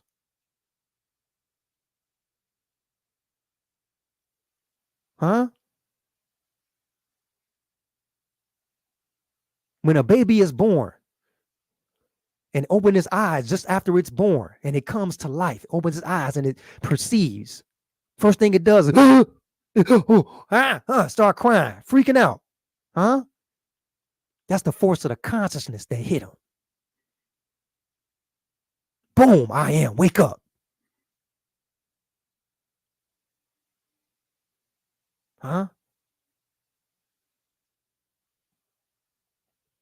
In obedience to my will, he named me after the sound the wind utters. He said, eh. That's respiration, y'all. What is respiration? Huh? Respiration is the what? To breathe again. To breathe what? In and out. It's in and out. Huh? Rarefied respiration. Consciousness is rarefied respiration. Huh? Now check out the root word. Y'all see the word spirit in respiration? Do y'all see the word spirit in respiration? Huh? That means that when you breathe in, you're spiriting yourself. Respire, respirit, breathe in. Give life to yourself. Bring life into yourself, huh?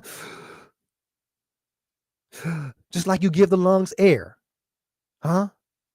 You recycle and respire, breathing again, huh? Huh? Let's look at spirit. Watch what spirit is. Spirit is what? It's life. It's the animating or vital principle in man or in animals. But guess what? It also says it's the breath of God, hence inspiration, the breath of life. Huh? But in our context, we're talking about the creator. We're talking about the great spirit. Huh? You got spirit here, and you got what? Breathe. A breathing of respiration. Also of what? You see that wind right there? Y'all see wind right there? Wind and breath right next to each other by spirit. So what kind of wind is we talking about here? Huh? What kind of wind is uttering here, huh? Spiritual wind. Spiritual wind. Huh? And when that spiritual wind translates itself corporeally, you get L-O-E, right? You get L-O.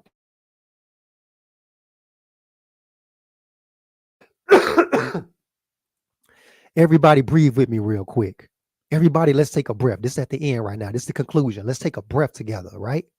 Right here. Everyone take a breath. When you breathe in, I want you to make that E sound that goes, huh? Go.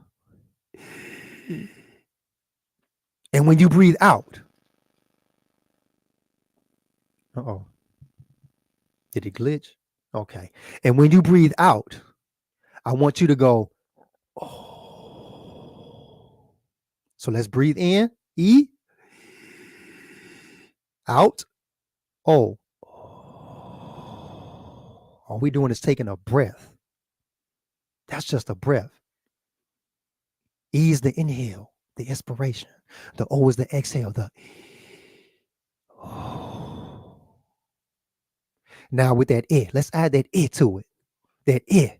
Now when you exhale that O, that last 10% of the breath you got, push it out with that I.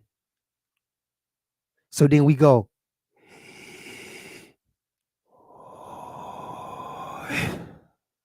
Huh? Watch that oxygen rush to your head. Let's do it again.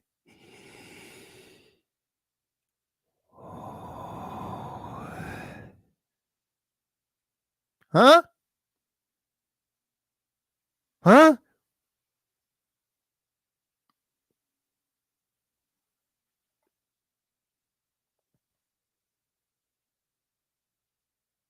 That respiration, that consciousness, that which is beyond heaven and earth. That it. Book of Sathantes, chapter 1, verse 28, it states, faith I gave you as the tree on which all perfection is the fruit. And by that faith within man, which nurtures the what? The I am within himself.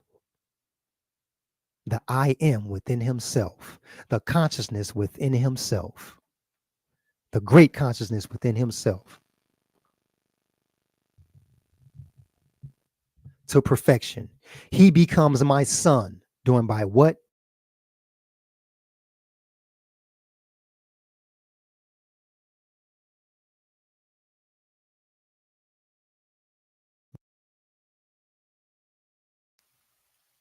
I am this individual time of your time, O great spirit.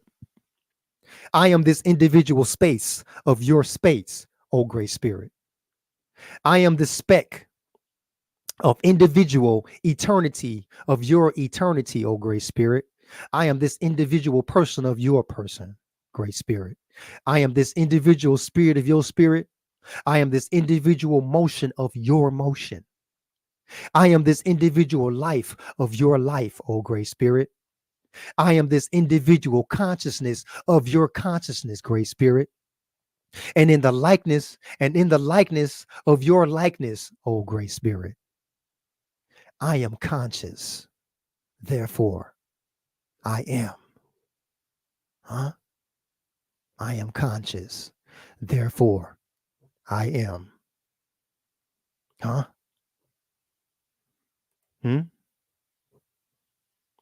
Love, light, balance, peace, and goodwill to all my conscious existing brothers and sisters. All praises to the ever-present great spirit, whose magnitude is comprehensible and whose presence is everywhere. Love and light to y'all, man. Love and light.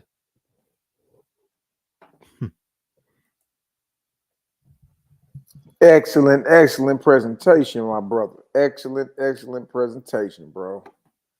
Very deep, straight to the point with it. Man, if y'all love this presentation, man, go ahead and throw some vortices up in the chat, man. Make sure y'all tap in and support our brother Daryl Cosmar, the Donatello the Turtle Gang, Robert McCall, aka the Equalizer. You understand? Oh yeah. A lot to do this type of work. You know what I mean? A lot of preparation, dedication, determination. It takes a lot. You know what I mean? As y'all see, he got a small little cough on him, a little taste, and he still went through. Yeah, I know. I still got that cough. And pushed forward. Talk to us, Daryl. Man, look, love and light, y'all. Hey, y'all got the light, man. Y'all understand what we dealing with. We ain't dealing with no man on the throne. We ain't dealing with a man on the throne that claims to be our consciousness for us, huh? Huh? What the creator say? The creator said, he said, I am life. I am motion. I am individual and I am person. And from that, you to yourself, you constantly to yourself is life, motion, individual, and person, huh? And no man, no angel, no God, no Lord, no Savior can be that for us, huh? Ain't nobody mentally breathing rarefied respiration for you. Ain't nobody breathing corporeal air for you. We doing that on our own, huh? Through the light of the great spirit. Man, I hope y'all got something about this today, man. Really hope y'all did. Man, look, I'm looking Sleep. in all our chats. Everybody's saying, wow. All I can say is the creator is truly marvelous, bro. You know what I mean? Yeah. I'm pretty sure you tired, man. Yeah. You know what I mean? I'm pretty sure you tired. Get you some sleep. You know what I mean? Meditate on this. You gave enough food out there for everybody to eat good and digest it properly. Meditate on it properly. You feel me? So, bro, that was very, very powerful. Very, very powerful. Man, much love to you. Much love to you, bro. It's all good. Keep it coming, bro. You dig? We'll do, man. We'll do. Yeah, I'm about to shut it down, man. I was crazy. My webcam wasn't working, man. I'm like, man, what's on my webcam, man? I think it's been crazy, man. But yeah, so everybody got the info though, bro. But it's all good, man. Hey, thanks for being by my side through this, Malachi Maccabee. I know you got your own things on your own end to take care of and deal with and be responsible for, brother. So much love and light for you. Much love and light to you for sitting here, man, supporting me. Man, look, everybody. Listen, man. Y'all be yourself, man, and do y'all. Be yourself and do y'all. Be the best version of yourselves that y'all could possibly be. And keep perpetually progressing yourselves and just be free from the world, man. Be free from the world, y'all. It's all good, man. You know, it ain't that serious. Everybody love, everybody laugh, everybody liberate themselves, man. I'm your boy Daryl Cosmon. Oh, I'm still coughing. I'm your boy Daryl Cosmon. I'm out. I salute you. Peace. Salute.